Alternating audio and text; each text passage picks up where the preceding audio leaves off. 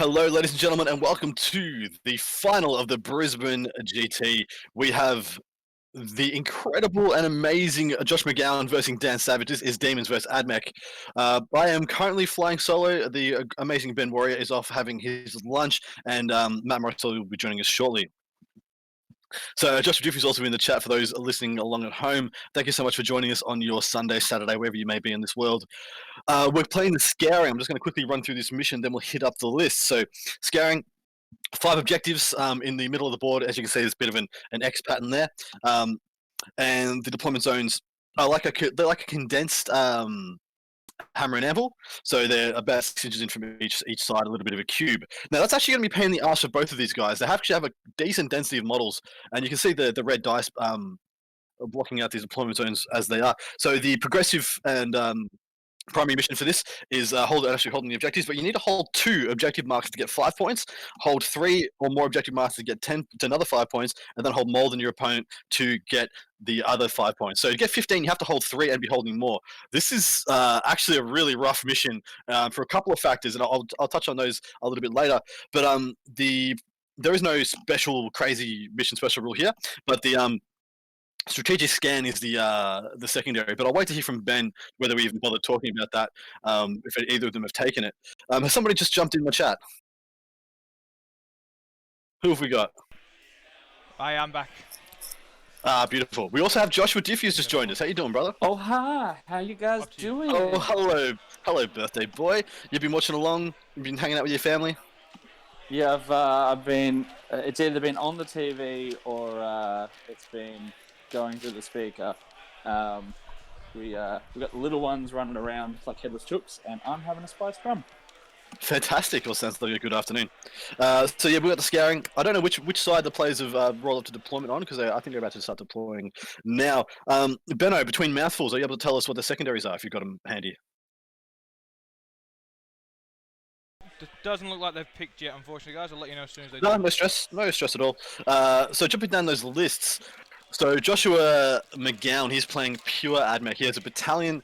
These are Data Forge as their primary, and they are Magna Bonded Alloys, the secondaries being the Transnode Power Cores. So that means his vehicles have 6 up feel no pain, essentially, and his arc weapons, that being his heavy arc rifles and his arc claws, have exploding 5s and 6s for shooting and in combat. He has his HQs are 2 Manipuluses, just a stock standard. He's bought an extra Warlord trait on the second Manipulus. This has Prime Hermeticon. That is the Warlord trait that's going to be giving a 5 up feel no pain to the 5 units of breaches that he has in his troops selection. So that is 5 times 5 breaches, all with the arc rifles and arc claws. He does have a 3rd HQ there that I jumped over for a moment. It's his Dominus. This is his Warlord. He has the learning of the Janitor and the arraignment of the Technomancer. So the learning of the Janitor, I believe, is reroll hits in combat, which is going to be coming really handy with those arc claws. Past that, he has 2 Scorpius Disintegrators to round out that detachment. Next up, he has an Outrider. This one is of Styges. He has a Daedalosus. Then he has 3 units of Cerberus Raiders, those being the stupidly annoying cavalry hounds, and that also have the sniper weapons, if anybody forgets. Then he has 2 units of Taraxis Sterilizers. That is the Flamer Boys. So straight off the bat, Josh, you got any thoughts on these lists, or are you just happy to be here? Oh, well, always happy to be here. I do feel as though you missed a grand opportunity for giving his Warlord a good nickname. The Janitor. Learning of the Janitor. He is the Janitor. He's cleaning up the scrubs. He's going to be referred to that ever more. Jumping over to Dan Savage. So Dan Savage was on stream for the last game. If those who are joining us just for this last one, he is playing Mono Demons. So we've got Mono Admech versus Mono Demons. It is a mono off for the top table, which I love. He has Chaos Undivided as his first attachment. It is a battalion. There's a Great Unclean one. This guy has the Doomsday Belt, Fleshy Abundance, and and Miasma being his psychic powers. He also has Smite, and he has Revolting Resilient as his exalted gift. He has Horticlus Slimix, which is the snail riding dude, who's going to give reroll charges and a few other little nifty buffs to his huge amount of beasts that we're going to get to momentarily. He also has a Lord of Change, who has Bolt of Change, Gaze of Fate, Incorporeal Form. That's a -1 damage from shooting weapons and melee weapons, actually. He also has Infernal Gateway, Smite, a Zarf of Sench, the Impossible Robes, and it's his Warlord with Aura of Immutability as his exalted power. So this guy has a 3+ invulnerable save. Diffie, you'll love this dude. He has a 3+ invulnerable save. He gets 1 reroll on that invuln. But if he fails, it only rolls a 1. The guy instantly dies. But he has 3+ invuln.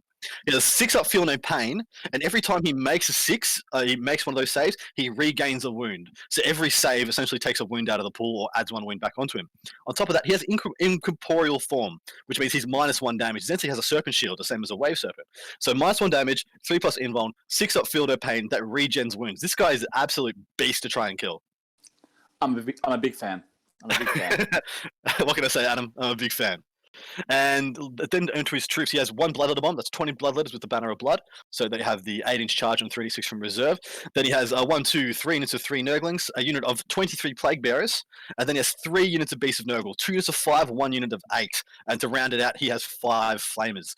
Now I've been talking with Marosoli a lot about this list, and the 2 things that stand out to us, the things that don't quite make sense to us in the way we would conceptualize is the Great Unclean one. I feel like that would be better as a Keeper of Secrets. Although he has that there because of the Doomsday Bell, guys. If you don't know what that does, that heals or brings Nurgle units back to life. So we can heal his Nurglings or bring them back. Same with the Beasts, which is his linchpin play. He has so many Beasts of Nurgle that he just drowns you in toughness 5 bodies that have 2 saves. On top of that, he has this pinch-hitting Flamer unit, which I would actually prefer to see as a 6-man or even an 8-man, just because it is a really nice counterpunch unit with its mortal wound stratagem. But yeah, this is a really good list. We saw it in action in the last game where it edged out Hayden Walduck. It was absolutely phenomenal.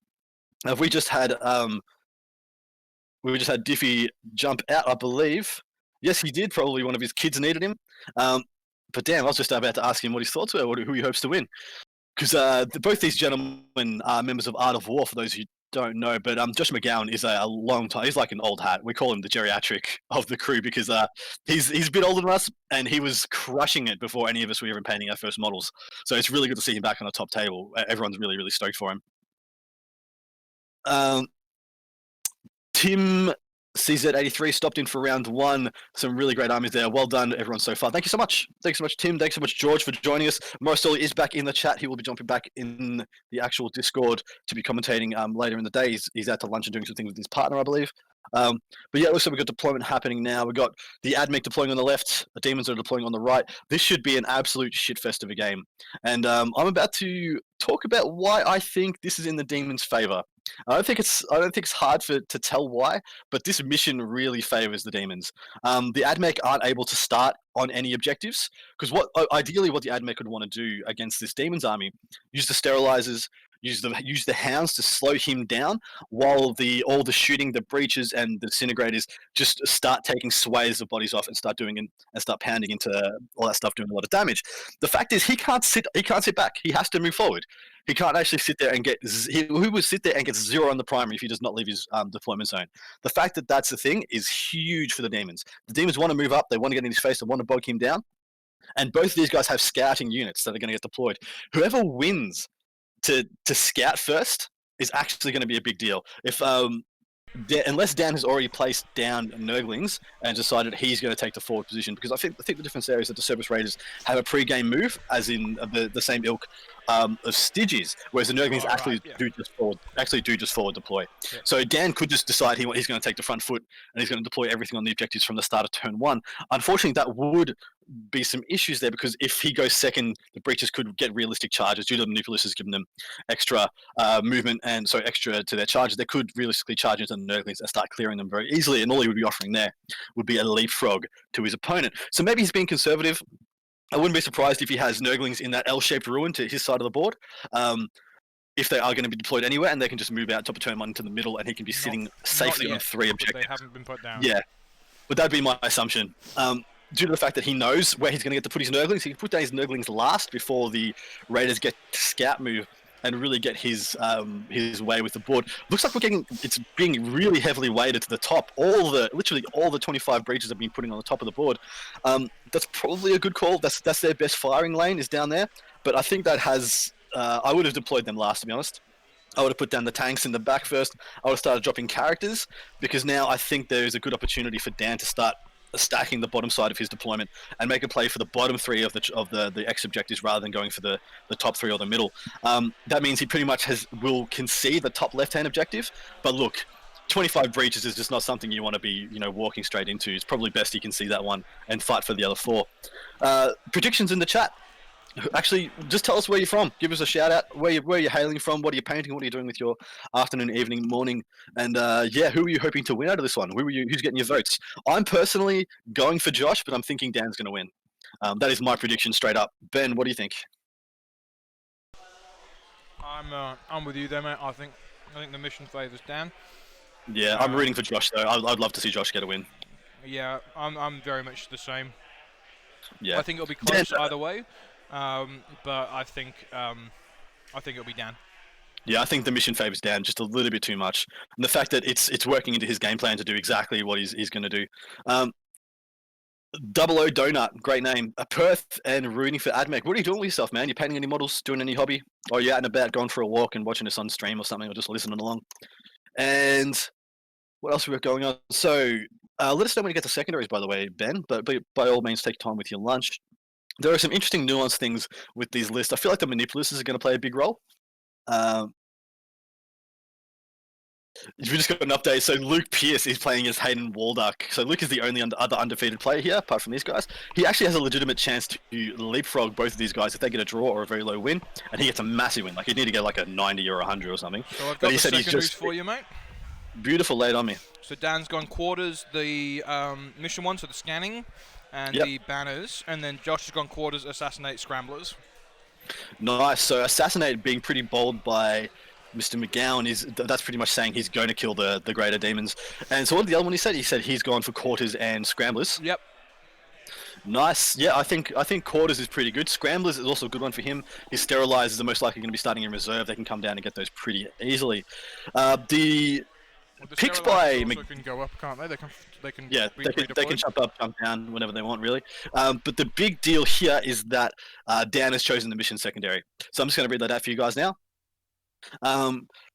If you select objective, then units in your army can perform the following action. Strategic scan. If one or more units from your army can start to perform this action at the end of your movement phase. Notice it doesn't say beast, it doesn't say infantry, it doesn't say anything. Any unit. Characters can do it. Each unit from your army that starts to perform this action must be in range of a different objective marker that has not already been scanned by a unit from your army. A unit cannot start this action while there are any enemy units, excluding aircraft, in range of the same objective marker. This action is completed at the start of your next command phase, or at the end of the battle, whichever one happens first. If this action is successfully completed, that objective marker is said to be scanned by your army.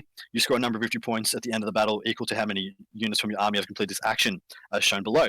So scan 1, get 3 points. Scan 2, get 6. Scan 3, get 10. Scan 4 plus, get 5. I think it's pretty realistic that Dan will get 10 points from that secondary.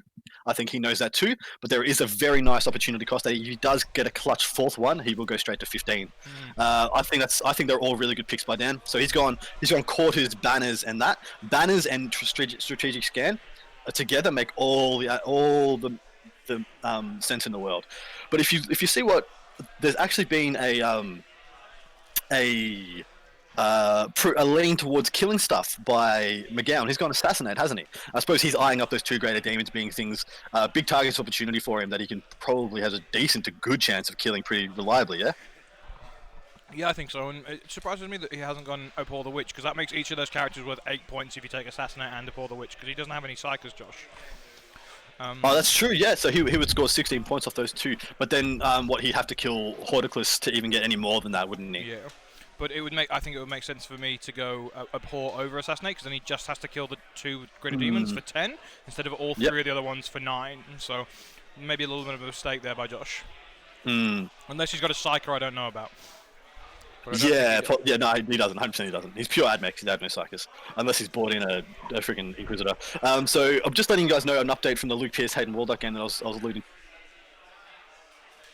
to before. Hayden's gone first, and apparently Luke doesn't feel like he's got enough terrain to hide in, and he's going to get wrecked. So that could mean we're looking at Hayden Waldock coming 3rd for this, unless Eric Lefthouris has a huge win as well and leaps both of them. But yeah, that's a bit of a rough one for Lukey. He's playing Grey Knights with 3 Dread Knights and 3 Dreadnoughts, and then he's playing into Imperial Fist. It's just a freaking horrible time, and he's gone 2nd. So yeah, that could be a bad day at the office. But hopefully Lukey pulls it up, because I would love to see Grey Knights hit a podium over Marines, even though I do love Hayden. Looks like some Cerberus Raiders are getting deployed on the right to the top, and looks like there's another unit at the bottom and another unit at the bottom in front. Behind them, looks like we've got a unit of sterilizers deployed to the left of that bottom left-hand ruin. I'm interested to see where he puts the other unit, but I wouldn't be surprised if it starts in reserve, or is it that unit that's right at the back behind the disintegrators? Yeah, it is. They're going to jump. They're going to jump up turn 1 and head off for scramble. Right. Yeah. Looks like I wonder who got the role to go first, because Dan has started his first turn. Dan picks first. I'm assuming Dan won and wanted to go first. Yeah, 100%. If I was Josh, I'd go first in this game every day of the week. We have got some Nurglings that have been deployed. See, there's a unit at the bottom behind the crates. There is another unit behind the leftmost L-shaped ruin in the center. I'm guessing the other unit is inside the other L-shaped ruin, if I had to have a punt. We're going to be getting some big move and advance rolls. We've got the Flamers moving up at the top. I'm interested that he's deciding to use them this early. I suppose they are one of the best things he has for dealing with these dogs. But I would have thought he would hold them back because their movement is so fast. He'd hold them back another turn, maybe sit behind the beasts and use them later in the game. In fact, that's exactly what he's done. He must have been listening. They can't hear me, can they? Good. Because, yeah, he's decided to put them behind the beasts. There's no reason to have them that close and to get them sniped to turn 1. So I think that's a good call. I expect literally everything, every single thing in the Demon's army to move and advance this turn. And I expect him to be scanning at least, and so to have scanning and banners up on possibly 3 objectives. Depends how big the advance on these Plague Bearers was. It doesn't look like it was that big though. What I will say, this map is ridiculously bad for going second against a guy who's got any bombs. The Bloodletter bomb in this map is actually freaking premium because the Admech player is so bottled up, he is so squished up that no matter where that Bloodletter bomb gets a charge, it's going to be premium, and he's only got 1 turn to account for it and put the screens in place. Let's hope he remembers, because that Bloodletter bomb going in and fighting twice into Breeze can actually do a legit amount of damage. All right. I'm liking this turn by Dan. This is exactly what I think he would do. Looks like he's actually moving his Plague Bearers a little bit out of the way of the Great Unclean One, just to make some space so we can get through. Looks like they're discussing how the movement's working. Yeah, it looks like that's what he's doing. He's just making a little bubble so the Great Unclean One's got something to move into.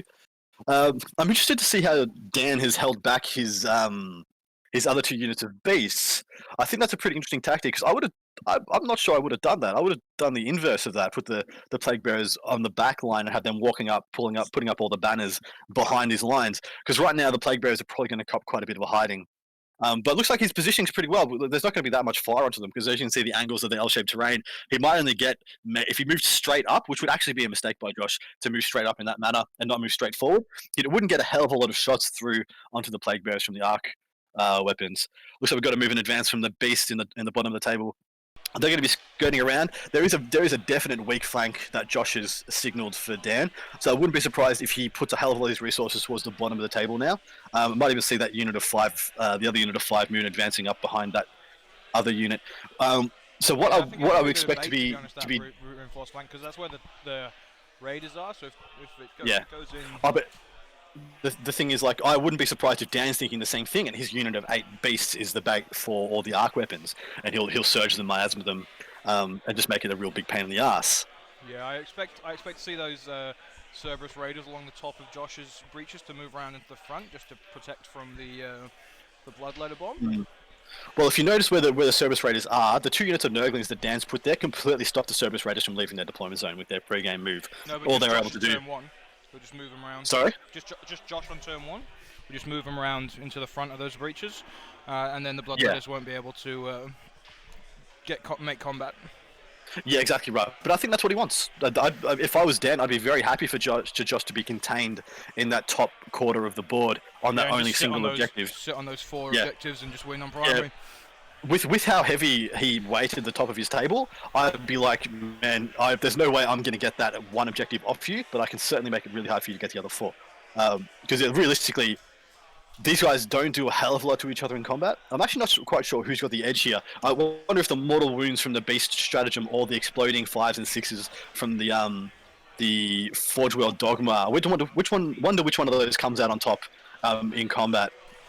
Yeah. Mind you, of course, the breaches have a fuckload of shooting, so there is that. I'm going to go have a quick look at the other top tables. We'll be back in a sec. By all means, let me know how many Dreadnoughts and Dreadknights are dead for Luke. Poor dude. Any questions in the chat? Anything you'd like to know? Any insights I can glean for you, or any secondaries or warlord traits or anything you guys want me to pick up on? This is look like it's going to be a pretty saucy game. We've got Nurglings moving out in their turn 1. Now, I think this might be a mistake if they charge these Raiders, because what the Raiders would do was actually move towards. If I was them, I'd actually move the Raiders towards the Nurglings, actually move them around and just use that to get some extra distance. And then with the fallback move, they'd be able to line off those plague bearers and just get right in the way. George has pointed out, so if he understands correctly, Josh can shoot 50 strength 6 AP2 D3 damage shots hitting on 4s, just with the breaches. So they're all D3 shots. They go to D6 damage versus vehicles, so they'll all be D3 damage. So yeah, that is right. It's 50. But the thing is, into beasts, they're going to be hitting on 5s. So they're going to get about somewhere in the region of 20 after the reroll 1s, 20 hits, and then he wound on 3s, somewhere in the region of 12 wounds. And if he's got Warp Surge, he kills like one beast maybe with all his arc weapons through that miasma and the Warp Surge. That's where it gets really crazy. Heavy arc is heavy too. They get 2 shots each. Yeah, it's the damage that Unit 5's talking about. Yeah, so it is pretty saucy, but man, beasts are warp surged beasts are a terrible profile for the arc weapons to shoot into.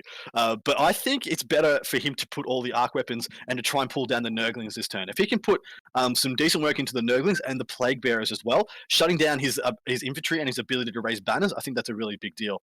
I will notice that Dan has used his flamers really well, and he's going to be raising a banner on his top objective, raising a banner on his bottom objective, and then next turn almost definitely raising a banner on the middle one as well. I feel like that's going to be a really big deal. And if he can get those beasts and those plague bearers onto the middle objective, it's almost gone for Josh's ability to dig them out, unless they're digging him out turn 3, turn 4, turn 5, in which case the points are already scored, damage is already done. All of them get exploding hits, guys. All of them get exploding hits. Yeah, and they're auto hits as well, so it is a huge deal. That will tip the balance from being 1 beast dead to being 2, maybe even 3 dead. Who knows? Depends on the DR rolls, to be honest. And Dan's willingness to drop his CP and pump him into Warp Surge. Looks like we have had a charge roll, guys. Surprisingly, I think he's going to be declaring a charge from his Nurglings onto these Raiders. That is a bold strategy, Cotton. I'm assuming he's going to tag 1 guy onto the objective. Yep, that's correct. That is OBSEC, and they are going to be hard, difficult, and annoying to kill for those what he's got there. That other unit of Raiders is going to get tapped by another unit of Nurglings, is my assumption, unless he spends his 2 CP. So what I would do here if I was Josh, guys, I would spend my 2 CP to move those Raiders, and those Raiders would run away towards the Demon Army. They would run all the way towards the Demon Army. The Nurglings would connect with them, and then in your fallback move, you would be able to line off right in front of the Plague Bearers and stop the Plague Bearers from moving up the board any further. I think that would be a great tactic if he's willing to do it. It looks like he has done it. He's spent his 2 CP, unless he failed his charge, and we're going into Josh's turn 1. But yeah, I have a feeling he's paid his 2 CP, and he's just going to encase those Nurglings. I assumed what the other play with the Nurgling was if they tap those Raiders, they'd be able to pile in, and they would get to tap one of the Disintegrators as well. So good use by Josh. I thought he could have been a little bit more offensive with them, as in get to the other side of the Nurglings. The Nurglings have to try and connect and charge into them, in which case they'd be moving away from Josh's army, and Josh would have been moving his Raiders towards the Demons. I thought that might have been a better play, because what it looks like now is he's been able to place that unit of Nurglings on that objective as well. It's probably not exactly what Dan wanted to do, but it's still a pretty good play nonetheless. So he's got 2 units of Nurglings on that bottom left-hand objective, and there's no OBSEC that's going to be able to get in range there. So you have to fall back those Raiders and hope that he has the shooting to get through those Nurglings, which we know he does. He just legitimately does. He'll just shred those Nurglings, really. He's also got a unit of Sterilizers back behind that ruin. They can definitely come up and do some damage there as well. Auto hitting with the Flamers, then winning on 2s, and then winning on 2s in combat as well. And they've got 3 essentially heavy bolter attacks each when they get there. Big deal. Yep. So I'm back with a bit more info on the top tables.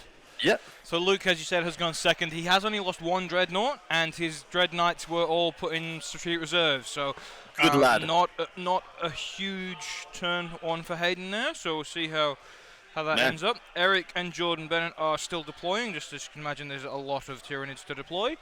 Pick up your game, Ez. And I think the next table is Aaron and Jay Hansen, and Just the opening salvos. I think the demons went first, and they moved into the mid board behind behind the big ruins that we've got there. Did you see what I was saying there with the Raiders? So he's charged Nurglings into both Raider squads.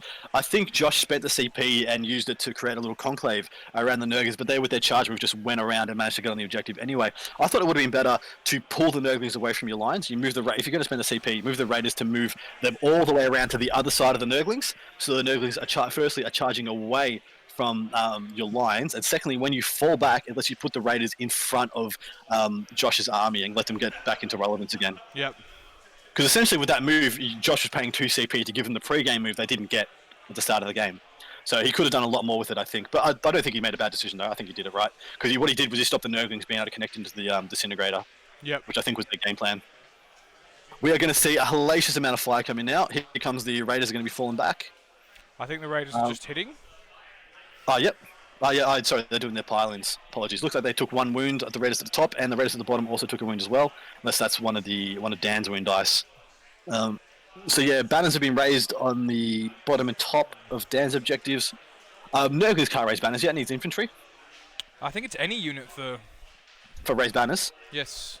I know it it is any unit. I know it is any unit for scan, and I believe most likely those Nurglings on the middle objective would scan this turn. Because they don't need to be alive, do they? Let me just read this again, more turn. PoE starts to perform this action and must be in range of a different objective marker. A unit can start this action while there are enemy units. This action is completed at the start of the next command phase. Doesn't say they have to be alive, does it? As long as they start it, you can I think they have to be alive to complete it. They just don't have to be on the objective. That would make a lot of exceptions. So that would make a lot of sense.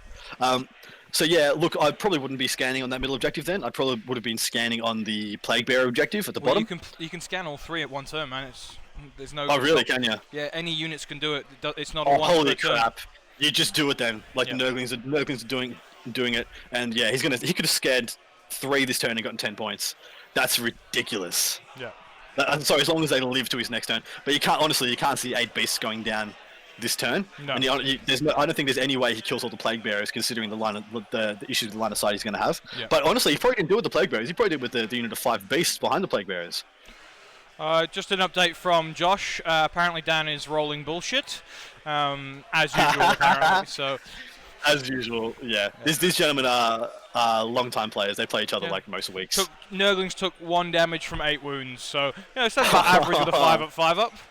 It's not too far off. It should be only 2 or 3. So it says for this one, it says 1 or more units from your army can start to perform this action to the end of your movement phase. So they could absolutely do more than 1. Some of it say you can only do this action once, like psychic ritual, things like that. You can only do this one unit from your army can do this. This one specifically says 1 or more. Yeah, this and banners are the only ones you can do with multiple units. Yeah, Josh is already measuring his fallback. I think this is perfect by Josh. Yeah, you're doing. Get those boys out of there. Are you precognition, Adam? I somewhat am. I see you've played Admech before. Yeah, that's not an Admech. No, I just played way too many games of 40k and watched way too many games of 40k. It's kind of my job now to know what's going to happen. I do think the bottom unit of Cav is locked up. I don't think they can fall back. It can't get round because of the building, and there's not enough space for the Nurgling. With the Nurgling, there. So probably good positioning from Dan there. What I expect to have happen here is the Sterilizer jump over the ruin. They use their shooting to kill, and probably some misc shooting from the Stubbers from the Disintegrators pull down that unit of 3 Nurglings on the objective. The Sterilizers, after shooting into that 3-man, charge into the bottom unit, and they'll get cleaned up either this turn or next turn. This is a big leap forward for Josh. Sorry, for Dan, if he's got this down. If he doesn't, technically, I think the priority unit for him to kill this turn would actually be those Nurglings, wouldn't it? Those 3 in the middle. And whatever was scanning the bottom objective, because I don't think he can get through the 8-man beast unit. If I was Dan, I would have absolutely 100% scanned with the 5-man beast unit rather than the Plague Bearers. You don't want to paint too much of a target on the Plague Bearers because you need them to put up banners. Well, just question, Adam. Can you only scan each objective with 1 unit? Because you can scan multiple objectives. No, shit! This thing is crazy. So yeah, you just scan with every unit you've got on every objective. The Flamers are scanning, and the Beast is scanning on the top one, the Nurglings on the middle, and the Beast and the Plague Bearers on the bottom one. Shit, this is crazy. So yeah, you want to kill those had- 3 Nurglings just to stop him getting the 3. I don't think he can. I don't think he physically can stop him getting the other 2. No, I don't think you can. Unless But he rolls Nurglings super are high. Yeah, Nurglings are priority, absolute priority. So it looks like we're just getting a regular old bog standard move from the breaches. It would have been interesting if he had have advanced his like front line because of the. It's stupid. Yeah, it's actually a bit too good. Yeah. It's a really good secondary, and it's a secondary that was pretty much tailor-made for Dan going first in He's this just mission. saying it really favours him. The brick It is does. moving forward though. Yeah. So. Interested to see how much. I really want to see how much damage this brick does. If only could beasts be- were vehicles, right? Yeah, this thing would actually kill every beast on the table in one turn. But the D3 damage and the DR, I'm assuming the psychic power. So you can see a couple of tokens on the table. I think the red rings. Yeah, Are they're those for tokens banners, psychic I powers, think. or they banners? Yeah, I thought they were for These banners. banners? I'd like to know if he's got miasma up Did you on get the miasma 8-man squad if you can. On the big unit? Yeah, the 8-man unit beast Yeah, has been sure. miasma. And he'll warp surge him, 100% warp surge him. Yeah. And then we will really see how much deeps these guys can do against one of the legitimately hardest things in the game to kill. Yeah. They got 5 wounds each on the beasts. Yes. Toughness 5 wounds, or toughness 5 6 wounds. Toughness I've got a 5 feeling 5 that- wounds. So what's 5 times 8, guys? I can't do 40. math right now. So he's got 40 toughness 5 wounds with a 4+5+ -1 to hit. I'm gonna take your punts, guys. Bet in the chat. Who gets closest? How many beasts go down this turn from the 8-man? Tell me. I mean, I think every shot that can go into the Plague Bearers this turn goes into the Plague Bearers, or alternatively the Flamers. But how many beasts do you think go down this turn from the 8-man? I'm gonna pick it as 3. So we got What do you- what's- 2 shots each per breach, strength 6, exploding 5 6s, D3 damage, right? Yep. Ooh. I think it's going to depend where his Scorpiuses go. And also, it actually is a big deal whether he gets his Daedalosus in range. Yeah. I actually forgot about the Daedalosus. Daedalosus would change the math big time.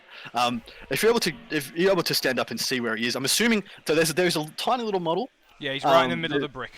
right in the middle of the brick. I can see him right there. So Josh has just pointed to him. do you think that's 24 inches between him and the beasts? I think it could be. Eyeball it. I think it might be just short.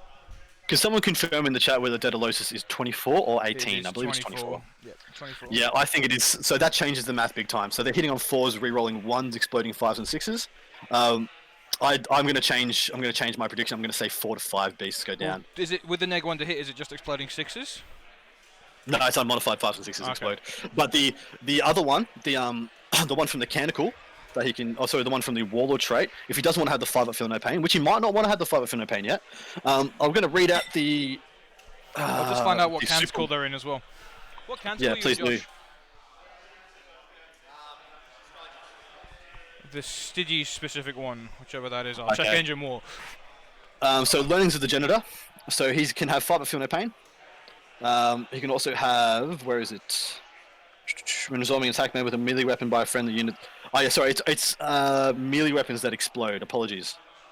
I thought it was Oh, sorry, melee weapons are an extra -2. So never mind. He doesn't have extra exploding because you have to have divinations of the Magos for the extra explodes. So yeah, he's only going to be exploding once on 5s and 6s rather than twice on the 6s. But they are unmodified 5s and 6s. Yes. And the Stygies canticle can shoot when they fall back. So those Beautiful. So yeah. Yeah, those raiders are going to be able to shoot those Nurglings that are trying to scan the middle objective. But so it's only the we're aware it's only the guys who have fallen back this turn they're going to get it. So it's just that unit of raiders really. So both units are raiders, realistically. And honestly, the only real canticles that he cares about is the real ones to hit, which he's already getting from a Dominus. Yeah. And the +1 strength in combat's going to be a big deal. And also the real ones to hit in combat, which you can't get otherwise, is going to be a big deal. But he also has rerolls to hit from Prime Hermeticon. Prime Hermeticon, yeah. I'm assuming he replaced number 2. Number 2's the shittest, isn't it? Was it number 2 or was it number 6? I think it's number 2. Oh, I'm not sure. But Whatever- I don't think whatever- either of them do much for him. So it doesn't Whatever the Electromancer one is. Trash. We're about to go into the shooting phase. Yes. So yeah, what was your prediction? What is everyone's prediction on the beasts? Tim CZ83 says 3 are going to go down. I'm pushing my prediction to 4. He's going to lose half the unit. Anybody else got any other predictions? I'm gonna back Josh and go 5, 5, 6. Yeah, so the only reason I'm saying 4 instead of 5 or 6 is because I think he puts some shooting elsewhere as well. I think he dedicates a bit of shooting to going into the Nurglings or possibly the Plague Bearers or the Flamers. If he shoots everything he's got, all the tanks, all the breaches, everything into that unit, he'd probably kill 6 or 7. Adam, do AdMech have an Auspex scan? They do.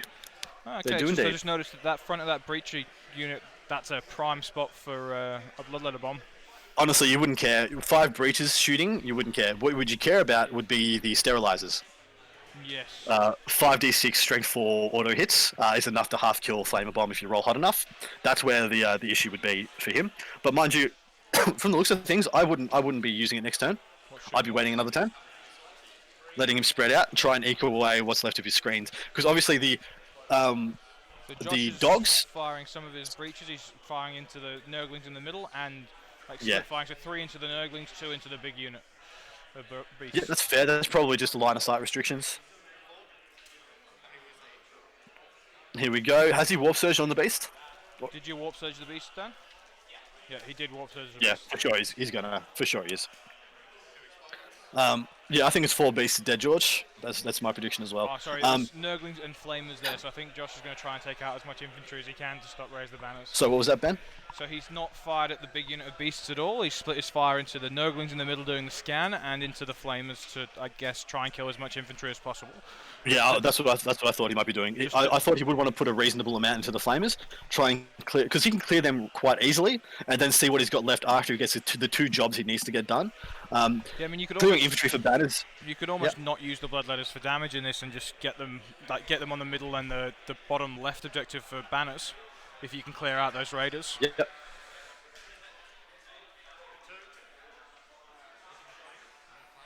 You there, Adam?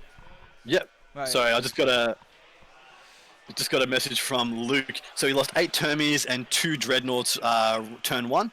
The Dreadnoughts are going to keep him humble, but just bait shots. He says he should have deployed 1 on the table to soak wounds. But yeah, you live and learn. Since he can't use the Stygius Canticles, since his ward is a custom Forge World, he can't use any of the unique Canticles.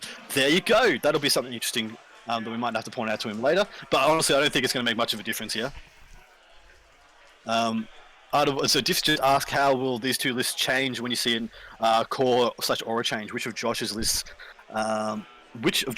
are benefiting from auras that we think won't get the core rules? So really only the tanks, the disintegrators, would be benefiting from anything I don't think they're going to get later. Seeing as all the breaches are troops, they're probably all going to all your troops are going to stay core. Yeah, so it'd be the sterilizers, maybe not. The hounds, maybe not, but definitely the breaches are going to remain getting all the buffs from every character, I believe. Unless the Daedalosus does something weird and gets changed to affecting vehicles only, or the Manipulators, or somewhat not like that. But and honestly, the demons don't have any auras for anybody, just the Lokis. I don't imagine the Lokis are going to change. They're already restricted to God-only stuff. Okay, good to know, Unit 5 S Delta. Thank you very much for pointing it out to us. I don't imagine that Canticle's going to play a big part in this game. Literally the only difference it's going to make so far is that 1 unit of Hounds is going to get to shoot a pretty, relatively meaningless amount of damage. So I wouldn't even bother pointing it out to him. We might pull it up with him later. See how he goes. But we've got a couple of bits of shooting coming in. Looks like the Nurglings have lost 1 base and got a few more dead. Looks like we've lost 2 Flamers as well, but that's the total sum net here. We've got some... No, that's everything I'm seeing for the shooting at the moment. Are those 2 gents playing on the clock? It looks like they are. They are indeed. Fantastic. The clock is there, but it's not on. So it's not on. I would have liked to have been on. I know this is... I know Dan plays very fast, but Josh, while not being a slow player, has got a very slow army. Yeah, he's got a lot of fire. He's got such a huge shooting phase every turn. Sunblind 1, 2, 3. Yeah, I think they'll be fine. Yeah, the custom canticles aren't hugely impactful, except for the Mars one. Sunblind 1, 2, 3. Yep, Josh, this is very close to my own. Awesome, dude. Are you playing custom as well? You're playing with the extra arc weapons, everything. Yeah. Unit 5S, I'd run a similar list, but I don't have 25 breaches. Not many do, mate. Not many do. It's nice to see an admec that hasn't just been abusing the Castellans, though, because yeah, at that end of 8th where they were 65 points, that was real. That was a silly time. Just take 18 and it's only 1100 points. Yeah, that seems about right. Yes, crazy. But there are a hell of a lot of things to abuse in AdMech. I'm surprised he didn't bring. See, if I was him, and I could change one thing about this, I might drop the If I knew this terrain, if I could see this terrain before the game I knew I was walking into, I might have dropped the Disintegrator to Ballistari. Having 5 or 6 Ballistari in this match to pump the Mortal Wounds and the Strength 8 multi-damage stuff into the DR bodies would have been freaking huge. Mind you, he'd have to go Mars to get the mileage out of it though, so who knows. Would have completely changed the list. Castellans are overrated now that they're actually still 110 points. When they were 60, when you could legitimately make an argument for it with a TO that there was 65 points per model, they was stupid. They were off their guts stupid. Well, now, yeah, it wasn't an argument. It was just they were. Like, they were. Yeah, they literally were. That was a silly couple of weeks. Stupid G-dub. Good old meta chasers though, buying 18 and then they go back to. Love it. 100 I love points. it. I love it. They get what they get, man. Where's that meme? You get what you fucking deserve, Joker. Yeah.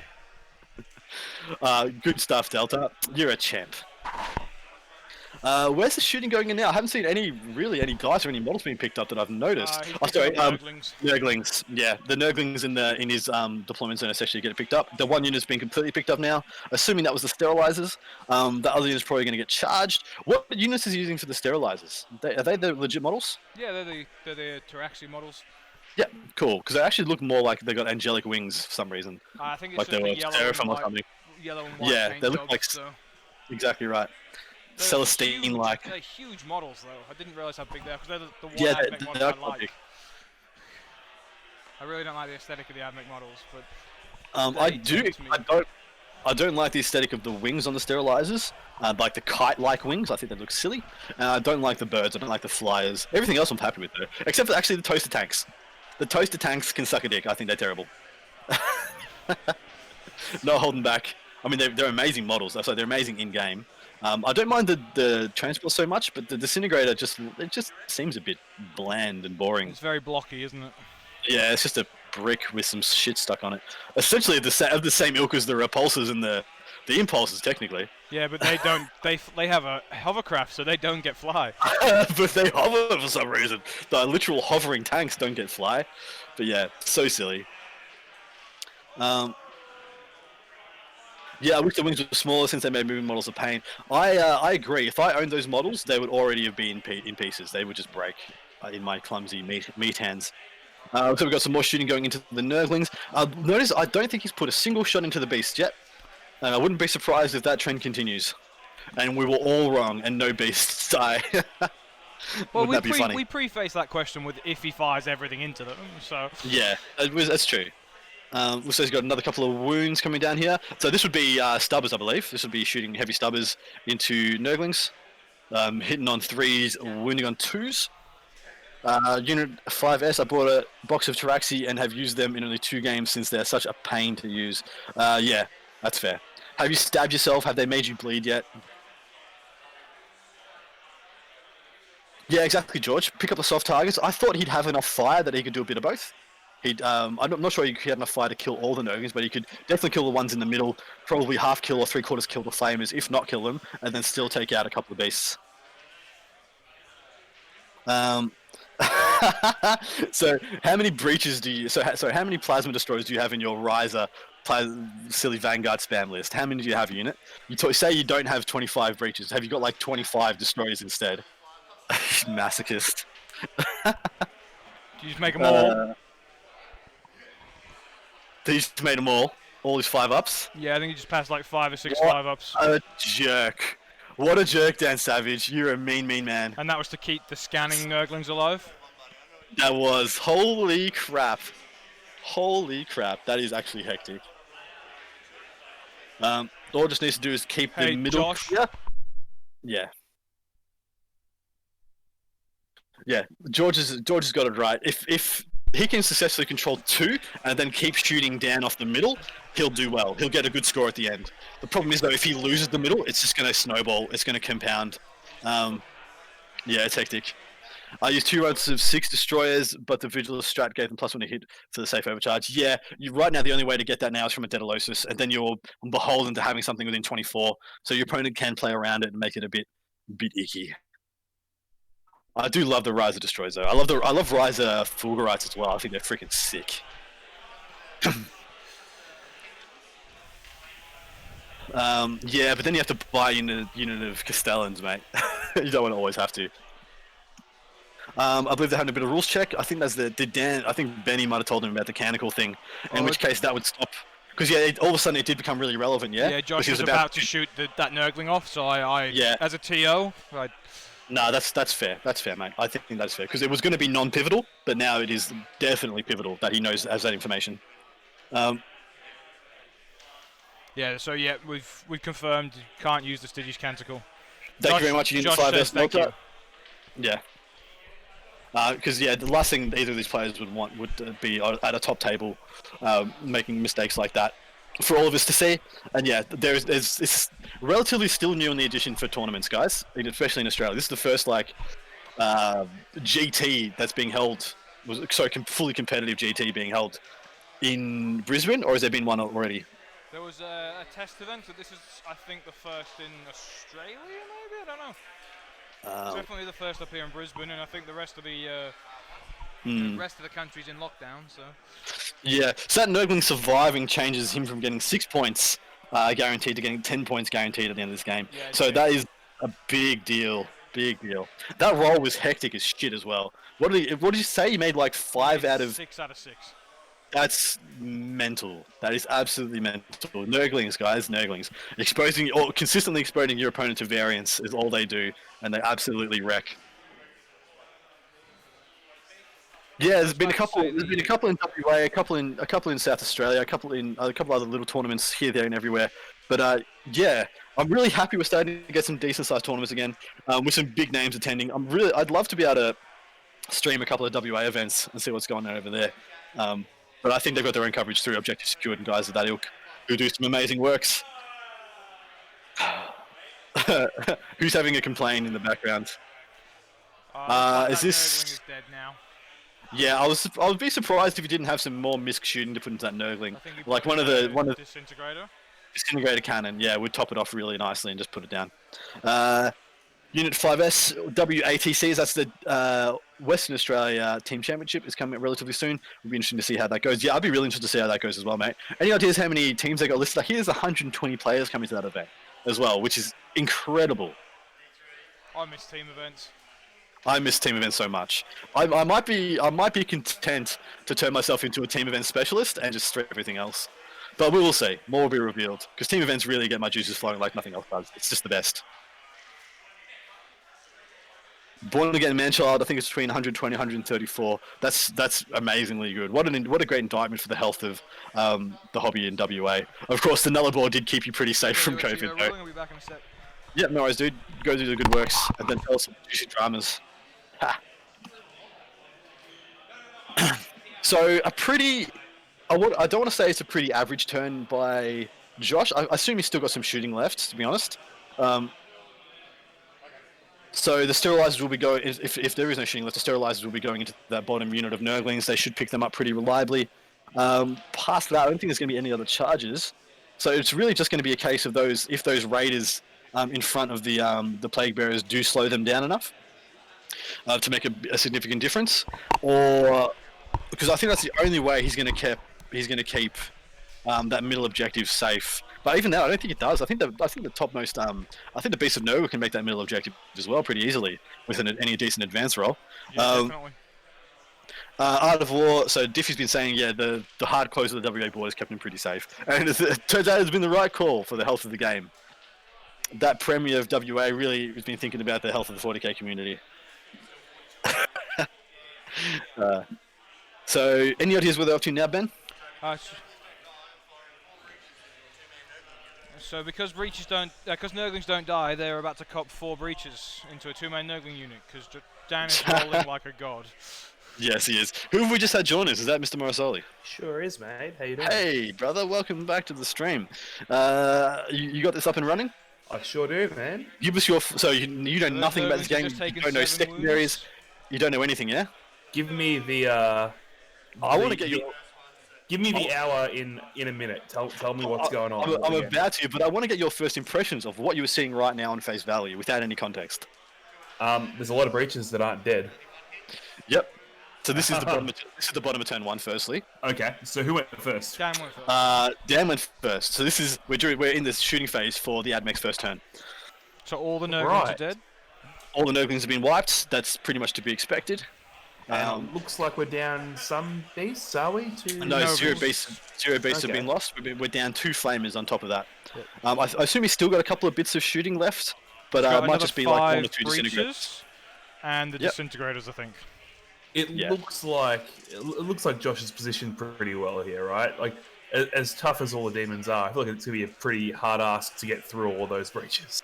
Yeah, well, I think there might be. It could be that there is an issue with how compact the breaches are and how compact they've made themselves, because they could just almost be ignored, and he decides to wall them off or charge their front line and keep them from moving up the table. In which case, Dan gets control of the 4 of the 5 objectives.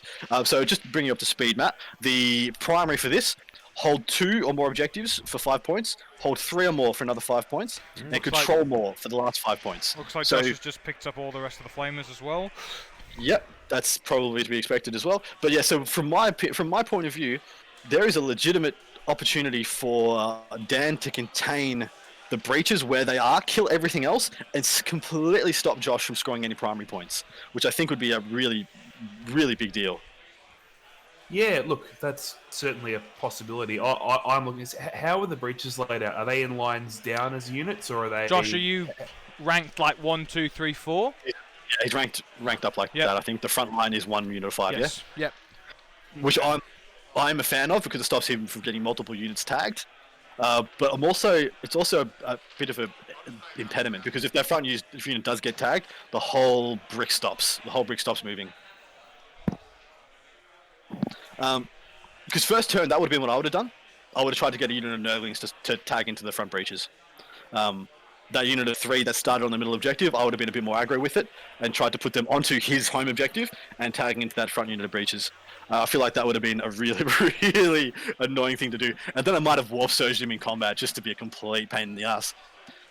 Because realistically, he can't fall back from that. He didn't have enough space in his deployment zone to actually legitimately fall back out of that combat. So he would have been stuck there. He could have and that's what I was desperate broken out the other side though. Which you would have been happy with, yeah? Legit, if as the player, as the demon player, making him spend 2 CP to not get stuck in combat, and then isolating 1 unit of breaches outside of the brick to cop all smites, cop charges, and get wrapped. I feel like that would have been a big play that Dan could have had later in the game. Yeah. Looks like we've gotten into the. Could we get a score update, please, going into this top of turn 2? So Dan scored 5 points. Okay, so he's got 5 points for primary and 2 points for quarters, 2 points for banners. And then he's got his 3 scan points as well, so 10 points there. So, can you say that again, mate? I missed a bit of that. They So cut out that for me. 5 for primary, 2 for quarters, 2 for banners, and then he scanned the 3 objectives, so 10 points there. He did manage to scan the 3 objectives. Oh Nice. no, scanned the 2, sorry. He should have scanned the 2 for 6, yeah? Yeah, 2 for 6, yeah, sorry.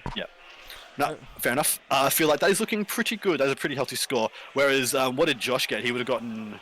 He didn't get any quarters. I know he got 2 for quarters.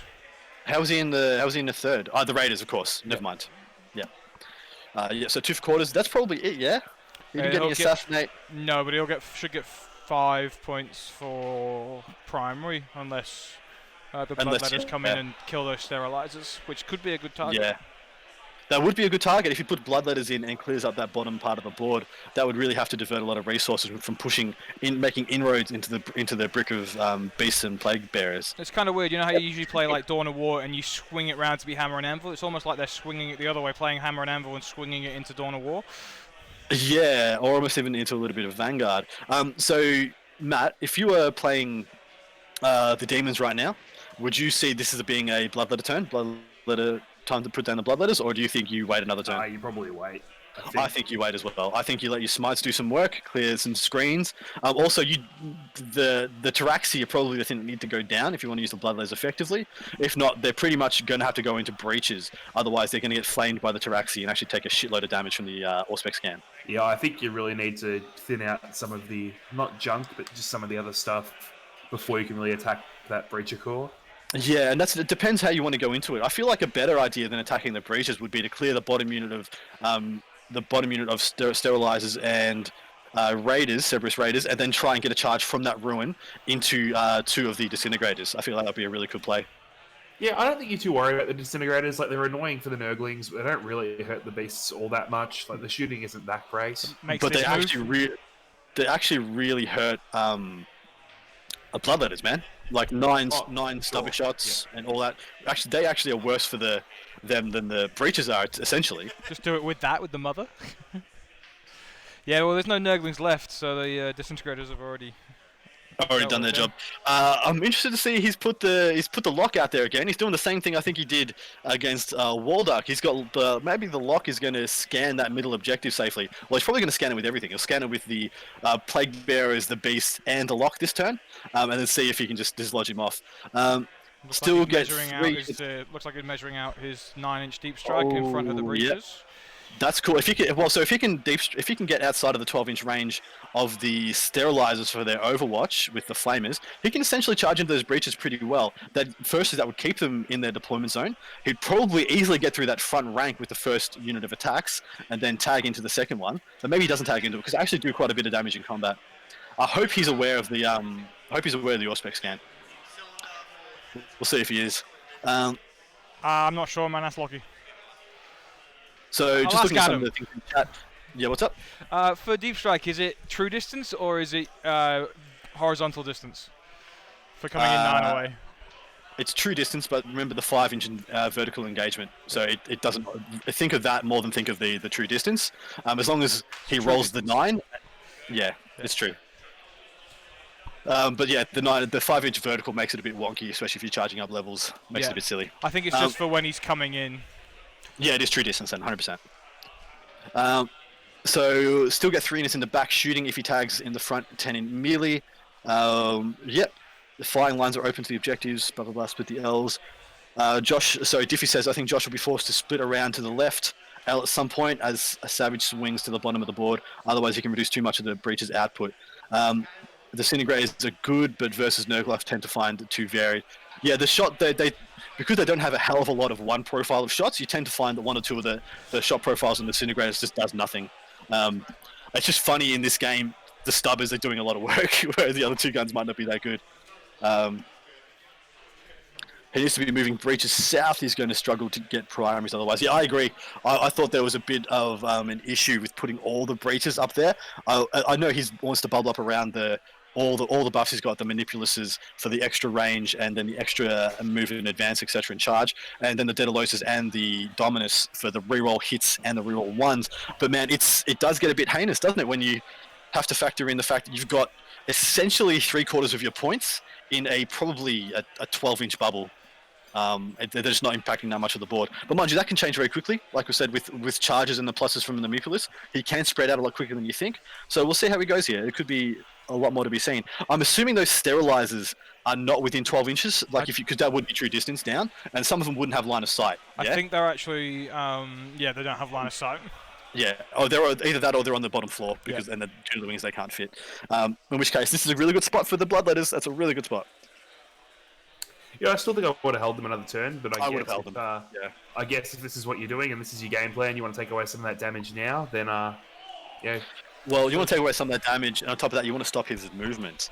We just had banners being raised in the middle objective by the Plague Bearers, and I assume both them and those beasts are going to scan. Yep, 100%. With the size of the breaches, you can get the auras without being in one block, since only one model unit needs to be in range. Exactly, he's got 5 mans. He could legitimately form the octopus. Like, bundle the 3 or 4 characters up, and then octopus out, cover a lot more of the table, and while not being exposed to things like what this Bloodletter charge might eventuate to be. I'm hoping Dan doesn't make a mistake. Jan doesn't make a mistake and charges the Raiders as well, and they can just fall back and deny the charge, but he'll know that for sure. 100% he knows that. I do notice he has spread out his Bloodletters into one long line, rather than having them kind of clumped up right in front of the beasts. I find that interesting. That just does mean he's trying to go for the max amount of board he can take up with these guys, rather than have them just go in for as much damage as possible. Well, it's probably more to get damage though, because it's easier to get yourself in 2 ranks if you're 2 ranks as well. Two ranks when you come down the deep strike. But look at the frontage of the Specs, Josh? of the breaches. So he's going to Auspex, it looks like, Yep. With 3, I think. Oh. with 3 sterilizers. 4 So they by are the on look of it, they are on the top level. So yeah, that kind of looks like 12 inches, I guess. I guess if it's 9 inches to the breaches, they would get a couple. Looks like he's willing to take it. I'm guessing if he does take casualties, he'd be taking them from the top of his line, which is pretty good. Yeah. For someone like me who has no 8 idea what wounds on the Advent blood does, letters. what do these guys shoot? They have D6. They got a flamer. Essentially, it's a 12-inch flamer. That's also rend 1. Is Yeah, it and ignore blast? cover. Yeah, it's not blast. No, flamers don't get blast. Okay. I'm assuming he's going to lose 4 or 5. If he rolls like a beast, though. Looks like he lost 3, 4. 4. I'm surprised he's taking him from that edge of his line. That means possibly less attacks going in. That is actually really interesting. I would have thought he would have taken him from the top for sure. So that also puts the blood letters below 20, so they're going to be hitting on 3s instead of 2s when they charge. Yep. Yeah, that's rough. I'm That is going to go rough. for another walk around, boys. By all means, mate. But I do assume they're going to attack twice. I'm actually all but guaranteeing they're going to attack twice. Although they do have decent odds of pulling down 5 breaches on their first round, depending on how many 6s they roll realistically. But even then, they have good odds. Yeah. What's the over/under on that, Matt? How many are left? How many did he kill? 5? They killed 4. So it's 16, so it's 32 attacks, hitting on 3s. It's 20 hits, winning on 4s. It's 10 wounds, but a third of those are 2 damage. So it's 3. It's 6 damage. It's not actually that much damage, man. It's Yeah, you're actually right when you said that. When about the 12 wounding on damage 4s, worth of wounds if he fails. Or what he'll get a 6 off inborn as his only save. Yeah, so we're talking about doing 10 wounds here. Yeah, so he kills 3. So maybe he does fight twice just to finish off the squad. But actually, I wouldn't bother at that point. Stuff it. If you're not going to kill the whole squad in the first round. Also, you're getting hit back first before that as well, and if you lose a few more, the fight twice loses so much value. Totally not panic. This is game 5. This is the final round top table. There's 3 undefeated players, but unfortunately the other undefeated player looked like he's going to be taking a hiding from Imperial Fist. So yeah, I think one of these guys is going to be winning it for sure. George, you didn't miss some Overwatch. You missed Auspex scan, like the AdMech Auspex scan. Unit 5S Delta have been sticking a Dominus with a couple of neutron laser doom crawlers and mortar boats around him. I find getting 4 hits on neutron lasers to be very fun indeed. That is pretty fun. That is pretty fun. I'm generally not that big a fan of the neutron lasers. I find it a bit lackluster. I wish they could shoot twice if they moved under half or something. Because just getting D3 shots, it just feels a bit meh. Yeah, Auspex scan is so fucking annoying, man. You're absolutely right. If I was Dan, I would be charging these raiders in the hopes that either he's going to give you the raiders because he doesn't fall back, or he has to spend the 2 CP to get him out of dodge. Either way, I think that's a win. You just declare that charge. And maybe you roll the charge anyway. Maybe you go for it. You go for the 11 or the 12, and you get this massive slingshot across the board with like a unit of beasts or your plague bearers. I don't know where we're at now. I'm assuming we're into the psychic phase, and we're going to see a couple of smites go through. But it looks like we've had some sterilizers die. I think there's 2 less sterilizers there, so maybe they copped a bolt of change or a smite from the Lord of Change. Looks like he's going to be targeting. Oh, has he got Doom? No, they don't. They can't have Doom Bolt. I keep thinking they've got Doom Bolt. No, they got bolt change. Yeah, that's fair. I don't know what else it's got. I can't remember off the top of my head. I think it's got Gateway. Gaze of Fate, Infernal Gateway, bolt change. Yep. So you keep your you take your Gaze of Fate and you probably keep it for the Bloodletter charge to roll 1 of the dice instead of having to roll all 3. Yeah. Yep. And then you'd probably just try and smash down as many of these misc units as you can. Yeah, well, you actually don't get the reroll charge. That's the corn locust. So you don't actually get that. You just have to roll it naturally. But it's more so you'd use the Gaze of Fate rather than wasting a command point trying to get them in if they roll less than an 8. Yeah, so that is the thing. So Born Again Manchild, question with the Raiders, when they fall back 12, they can move forward 12 and just block the Bloodletters in position. Look, Dan would be crazy if the Bloodletters aren't his first charge. That was all that would you have to do to get around that. But technically, yeah, you're absolutely right. That you can do stuff like that and be super annoying. But he's way too far away, by the way. He can't. And Dan would also be absolutely crazy if he charges the Raiders at the top. If he declares those Raiders as a charge, he deserves to lose his Bloodletter bomb because that'd be abject insanity. And the bottom unit is too far away to get in the way. Mind you, that's what I was saying. Why did he leave the guys at the top of his line? It does look a bit sus that he left those guys and they could possibly try and go for that charge. Mind you, maybe he declares the charge on the Raiders at the bottom, knowing they can't impact it, and just to see if he can bait out that move to keep those alive. And then he can charge that top unit of Raiders and just eat them for free, essentially. There was 20 in the bomb. He lost 4, so he's down to 16 left. Matt, baby, Yes. baby, sugar, honey. Honey. Why is the Lord of Change out there pissing in the wind? Well, I thought it was going to be bait, but then he stripped the bloodletters in, so I actually don't know. Yeah, that's what I thought. I thought that as well. I thought it's bait to pull the breaches in to try and make them go for a charge. Counter assault the bloodletters in the Great Unclean One. Have a nice day. Yeah, I'm But not yeah, actually sure. I'm not actually sure what he's doing out there. I would have thought he could have done everything he's doing right now, but still be behind the beasts. Yeah. Unless he's going for a charge, maybe he's going to charge the damn thing into the bottom unit of Raiders or into the sterilizers. If he's got he's got flies, technically he can make that jump. But then he's just like pissing in the wind, being like, "Hey, every breacher in your army, please shoot me." But I suppose he does. That's technically something he would want, isn't it? Would you, if you were playing the Lord of Change, would you want him? Lord of Change is so hard to kill. So yeah, that's probably fair. He's done what I thought he was going to do, guys. Sorry, we are into the charge phase. The bottom unit of 5 beasts have made a charge into those Raiders, so he did see if he could bait out that redeploy, that remove, to see if he could make those other Raiders be easy pickings. But yeah, so now I guess he just doesn't declare those Raiders as any form of charge. So Tim Tam, you will what of him? Jam. Dang, only 648p resolution. Apologies, guys. Not much we can do about that. Australian internet is what it is. Hopefully you guys can still see this pretty clear. Hopefully you can't see through time.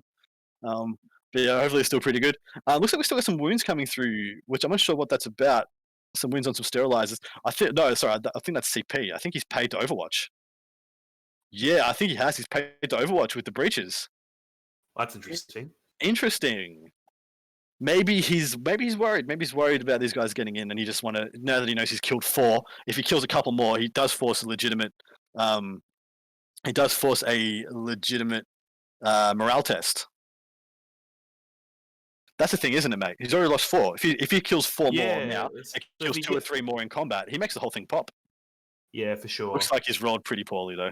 I don't know how worried I'd be personally because, again, given we talked through the maths on how much damage they actually do here, I wouldn't be too worried, especially given you get to punch them back as well and do even more damage. It looks like he's rolled, 5 wounds? 5 hits, yeah, and it would be 5 wounds because they wound on 2s. So it'd be 5 wounds on those guys, so that is the thing, isn't it?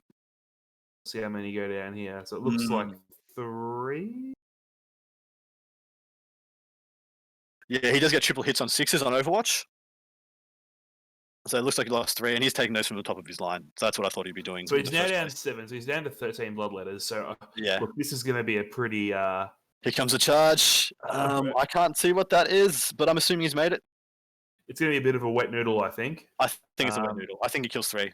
I don't think he kills 3. What's this? 13, 27 attacks, man. It's going to be 18 hits, winning on 4s. Yeah. Yeah, this is going to be tight. I don't think he's, but yeah, honestly, I don't think he's that much worried. If he has enough guys there that he stops his consolidate and he has one guy left to hold him up to make him fall back, especially if it's one guy. So if he has one guy left yet and is touching the middle of the 5, he can stop him from falling back. He'll have to move all his breaches out of the way or do a desperate breakout to get around them because due to the fact that he moved 5 inches and the fact that he's blocked himself off with the brick. So I think that's cool. If you can leave one guy touching the middle dude, he essentially has to move the brick backwards in order to fall back, which would absolutely meet his purposes, yeah? This is a very, an important threat for Dan that he's kind of throwing away here, though, right? It is, yeah. He's counting on this play here moving. And look, Josh is going to kill some of these in retaliation. I'm assuming he kills most of them and Dan has to auto pass. And he's already lost, he's already lost 7. He's down to 13. Yeah. He probably doesn't kill 13, right? But he may very well kill, might even kill 10. So he's got 15 attacks that are going to be hitting on 4s. If Prime Hermeticon is in range, he's going to be rerolling all his hits, exploding on 5s and 6s. So he's going to get about 20 odd hits out of this. Prime Hermeticon will be in range. About 17. Yeah, he's going to be probably about 17 hits off this that are going to be winning on 3s and So what's that? It's going to be around 13, 12 wounds. He's going to say 4. He's going to lose about 8 more. He has to auto pass this chart or auto pass this. So the question here is: does Josh kill him enough that he gets to hold that objective though? That's true. I think that is actually that's absolutely relevant because if he holds that objective, Josh gets no primary at the start of his turn. Yeah, so there's 3 breaches on the objective. Yeah, there's no way. He will get to pile in though, but it depends on how many McGowan kills. Yeah, but if Dan's smart with where he takes his models, they won't be able to pile in onto the objective. Yeah, he's even tagged the Raiders. I'm not sure. I'm not sure if I would have tagged the Raiders. No. Yeah, good. I'm not sure I would have tagged the Raiders at all, to be honest. They're not obsec. They're not going to take anything off you. I guess technically they could move an advance onto your back, your bottom top right-hand corner objective, and with only 4 beasts on that, 4 Raiders can turn it off for you. The way obsec works, as long as you've got 1 obsec model, it's then just number of models, not number of obsec models. So if those Cerberus Raiders were tagged, they could have moved, swung around onto the objective just to get a few more in there as well. Yeah, that's very true. Yeah, I don't think you tag the Raiders at all. I don't think you chance taking any more hits than you need to. I wouldn't. It's just more attacks. You don't need to cop. Well, yeah, you're already at a risk of having this unit wiped out. You want to try and minimize anything coming back into them. Yeah, I think we're having some Plague Bearers attack the bottom unit of Raiders right now. We're just going to get a couple of saves rolled. I'm trying to get some coherent tracking. Surely he's not doing that first. Surely he's not going to give Josh the opportunity to interrupt here. Yeah, surely you don't. Surely you do not. No, Josh was just rolling. Josh was just rolling his saves for the breaches. Okay. So it looks like 2 have got killed.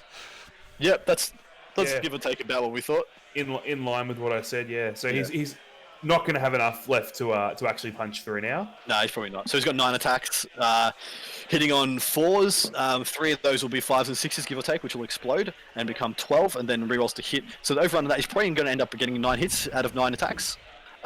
And then he wounds on 3s, he'll get 6 wounds, and then he'll save 2 or 3 of them. Yeah, he only kills another 2 or 3 Plague Bearers, Bloodletters. And then he can actually afford to then take the morale. He doesn't have to auto pass because with only 3 guys there, he's not going to lose less than. So he's not going to go down under 3. He's not going to lose another 1, 2. Or 3 explodes there. Yeah, he's got 13 there. He's not going to lose another 10 guys from the morale. Well, this looks like a pretty good roll. Yeah, so I'll post up the list again, guys, just so you guys can see. Yeah, Dan definitely just made more than 6 save rolls. Dan's doing Dan things. 7 just died. Oh, yeah. What? I thought it was going to kill 6. He took 9 saves and only passed 2. Yeah, that's about average. That's about average. That's 1 under average. At this point, he does have to auto pass though. He's lost 14 out of 20, and so any roll apart from a 1, he loses the rest of the unit. So he does auto pass. What's the CP count like then? Well, he doesn't remember morale's changed, so he only rolls 1 or run away and then 1s and 2s. So he should only still lose. Yeah, you wouldn't want to risk it though. Yeah. Actually, because he'd have to lose 3. He'd have to lose 3. So he'd have to lose 4 technically. Yeah. So yeah, maybe you do risk it. You have to lose 4 to lose that objective.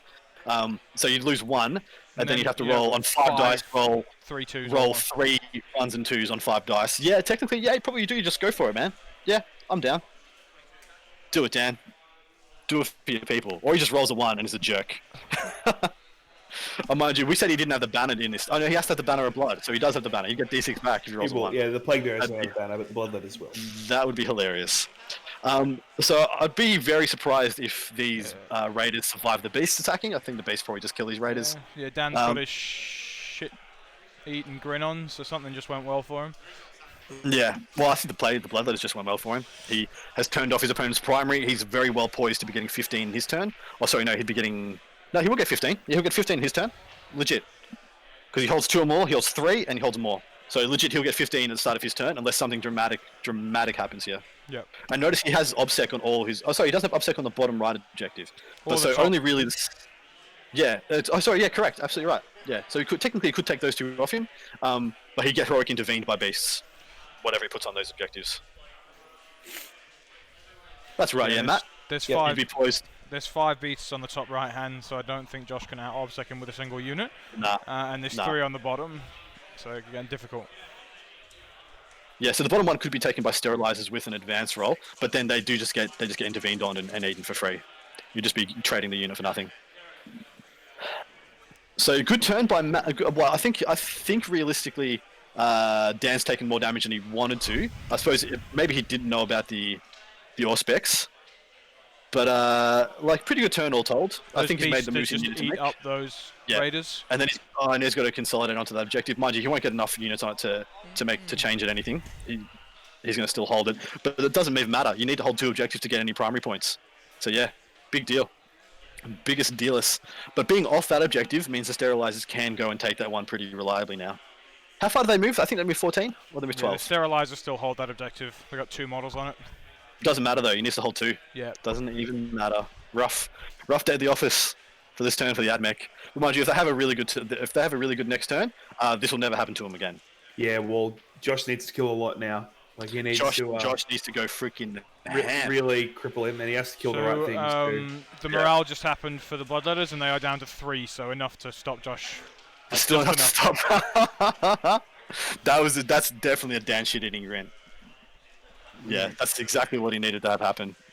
Well, the plus side for Josh here is that he is essentially full firepower intact. He's lost 2 breaches. Yeah. Obviously, 1 unit won't be shooting, but he will essentially have his full payload going into the beast because he is going to have to shoot the beast, right? It's eventually going to happen. Yeah. He's going to have to have to firefight with them. Well, here's the problem. Yeah, the bottom unit of 5 base is now a legitimate pain in the ass. I'm wondering what he's going to have to do to kill it. Because next turn they can charge the sterilizers, they could charge through the sterilizers into the breacher brick. That's the last thing in the world you want. Because these are lines straight up and down. He could tag 3 units of breaches with that 1 unit of 5 beasts and just lock this game down. The game would almost be over if that happens. Yeah, well, you have to do some damage to that bottom unit for sure. Now, whether you go all in and you try and kill it, you probably have to wait and see what gets warp surged, because if he warp surges the 5, it's a pretty good time to unload into the big unit. But if he warp surges the 8, then you might even just ignore them and go all in and get rid of that bottom unit and shore up that objective for yourself. Well, I think you can isolate the bottom unit. Yeah, he's got 2 units of sterilizers there. They can wall off that unit, and then with their 12-inch shooting, they could go into the plague bearers behind them with their flamers. So I think that's probably the best call there, to wall off those guys so they don't move any further. Still have enough bodies on that objective. Pull up the raiders that are behind them. Put that on the objective as well. Put enough fire in there that it becomes relevant. But then, yeah, I think you do have to. Well, firstly, so here's the issue. Yeah, if you don't get charged by those beasts, you're gonna get charged by the lock, man. The lock's going in next turn, I believe. Yeah, that's true. So he's got these 3-fold issues. He's got a big unit of beast. Admittedly, the beast might not make combat next turn. The lock will, and the bottom beast probably will. But you can isolate the beast, and maybe isolate the beast and you put everything into the lock. Yeah, I think the lock was put there to have both it and the plague bearers scanning it. Yeah, but on top of that, he's perfectly placed now. Now that the bloodletters are there and he's keeping them there, the lock can go in and just do what the bloodletters did, but definitely not die. Well, that being said, he doesn't actually have to kill that bottom of units of beast. You just have to thin it a little bit, right? If you get it down to 2 models, you can probably leave them alone for another turn. It's not really a huge problem. But you can't let the Lord of Change come in and start wreaking havoc on your breach of breach. So the Lord of Change would legitimately jump straight over the top of these sterilizers. How far does he move? He moves 12 or moves 12? Yeah. Yeah, maybe he can't clear that L-shaped ruin, because what he wants to do, he wants to be just behind where the sterilizers is and charge straight up from there, because that would connect with 3 units of breaches with that charge, and or possibly 2 units and a disintegrator if he wants to go that way instead. That's a huge issue if they can pull that off. I honestly think the brick might have been the wrong play here. It lets him be isolated too easily by just one factor. Should just make it lock down his movement. The sterilizers are moving towards the bottom. They're on top of those crates. Looks like he's probably going for a play on that bottom objective. Looks like he's tagged 1 sterilizer onto it. Yeah. He's taking it off Dan because he's only got 1 beast, so he's not holding it, but Dan's not going to get the points. Yeah, that's big. Dan won't get the 15 points next turn. Unless there is oh crap, he can heroically intervene the beast with the 5-inch vertical into those sterilizers, can't he? Yeah, he can. The crates are taller than 5 though. He's got to be within 3. It doesn't matter if he gets, because he can't heroically intervene to the bottom of the crate if it's more than 3 away. You've got to get within 3 of the model to heroically intervene. Oh, of course, you have to be within 3 of the you don't have to actual get within model 3 inches of eligible engagement range. You have to get within 3 of the actual model. Good play by Josh. He's stringing across 2 objectives there. Both of them were only capped by 1 single model. Probably a mistake on Dan's part. It's going to cost him 5 primary points. I think it's just as far as he could move. Yeah, but I think that's good play by Josh. I think that's pretty insightful. All Dan needed to do was to stop it would be to have 1 plague bearer on that objective, and Dan couldn't move him. But does he have to take it off him to drop the banner, or is it just contested to drop the banner? Has to take it off him. Yeah. Yeah, so he's not going to drop the banner. Yeah, that's what I thought. So he's going to keep holding the banner. He'll rack up another 3 banner points, unless he makes a charge, which I think would be suicidal. Unless he somehow kills that whole back unit of beast with 3 mortars. But it's not going to happen. I don't like the chances there. So, but he is making a play for this bottom left hand and the top left hand. He definitely should hold those 2. If I'm Josh, those are my 2 priorities. Making sure you hold down and get 5 every turn for primary, because very likely so just looking at what Josh has been able to do. Josh is able to stop Dan from getting 15. As long as he keeps getting 5, he can almost just try and make the difference up with the secondaries, because obviously this is a battle of primaries that you're probably not going to win. And maybe he could have. So he's jumped his sterilizers back into reserve. Maybe he scans with that middle unit of sterilizers now that they're stringing across 2 objectives. That's probably actually a good play. Probably scramblers. Yeah, that's what I mean. That thing. Unfortunately, that is a thing. Unit 5S Delta, AdMech as a faction is written to play as a castle. I don't think you need to commit more than half your army to that playstyle, though. I think a unit of a couple of the Dakar boats or Onagers, and then a unit of Ballistari is all the castle you probably need this day and age. And then I'd love to see lots of units in termites. Things like hoplites, or whatever the good hoplites are, the shooty ones. Things like fulgurites, things like rangers and whatnot, scrambling all over the table, and maybe 1 big meter unit of breaches. I love the idea of that list. I think it's pretty sick. That unit of breaches that's near the ruin looks like it's lining up the 5-man beast unit. Yeah, but I'd say there's more than that unit. I think there's quite a few units, and that is good. But the thing is, he's moved towards them. If he doesn't kill them, he's made Dan's life easier. Interested to see which unit he warp surges this turn. Can we get a CP count, please, Ben? So Dan's got 6, and I can't see Josh's dice anywhere. Josh's dice is on top of the leftmost L. It looks like it's got 3 on it. Yep. I can see. Yep, that's fair. Yeah. So, look, warp surging here puts him down to 4. I guess that's probably okay. Nah, CP count. Yeah. I think that's probably fine being on 4, and you'd warp surge this turn and probably have another warp surge in the bank for next turn. The only real CP expenditure I see Dan having to have is mortal wounds from his beast and warp surge. Yeah, is there anything else I'm not saying here, Josh? Matt, that he'd probably want to use? No, that's probably it. The flamers are dead, aren't they? Flamers are gone. Yeah. Yeah, that's probably it then. Yeah, so there's really nothing else that he needs to account for. So yeah, maybe the rest of his 6 CP is just literally a warp surge every turn, and the one he gets at the start of every turn, he's just going to use that to mortal wounds on the beasts. Yeah, potentially there's an auto pass in there for the plague bearers if it becomes relevant. It becomes relevant, yeah, absolutely right. If he needs to keep banners up, but yeah, I guess if I was down, I'd be pretty happy to essentially have a warp surge in the bank for every turn. Exactly right. Every turn left of the game, you're going to have a warp surge left. I think that's an amazing thing that you can throw around. So if you're Josh, Matt, or Ben, whichever one wants to jump in, what shooting are you putting where? Is he going for beast? Is he hunting the lock? I mean, the lock is assassinate as well, so there is points just waiting there to be got. But man, it's some fucking hard points to get. I'll let you take that on, Matt. Well, I want to know what he warp surges before I tell you what I'm shooting. Well, he's not going to. Yeah. We're in the shooting phase, Dan.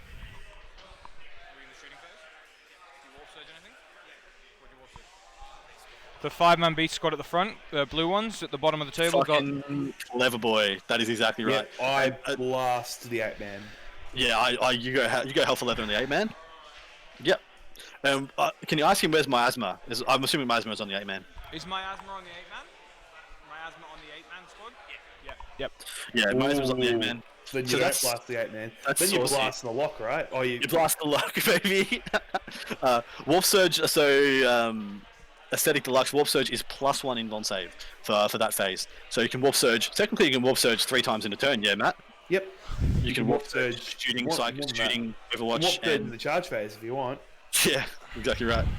Warp Surge in the shooting phase, not that it would ever matter, but Unit 5S personally run more Skitari than Cataphrons, since if you use them to do actions or advances, they don't soak up a lot of your firepower. Yeah, I absolutely agree. I think a mixture of the two is a really good way to go. But mind you, I love Josh's list. I really like Josh's list. I just think he bricked up a little bit too much in this one. But there's still time. There's still plenty of time. This is turn 2. This is only the bottom of turn 2, man. Yeah. Tons of time left. We wouldn't want to call it too early. We won't, and we wouldn't be. There's no chance. They're both playing what their game style is. Dan's playing to hold the board, and he's doing that well. And Josh is about to be playing to kill everything he can, and he's probably going to be doing that well too. Keep in mind though, so when we were talking about his breaches shooting into the beast before, Matt, we forgot about the Daedalosus. Yeah. So he can still hit the beast on 4s. Yeah, well, I was more thinking that you want to hit on 3s to really blast them. Yeah. But look, you're right. You probably rather go hit on 4s against a 5+ involve. It's probably, like I don't know what the exact math is there, but that's probably the better way to go. Do you want to talk about something's fucked?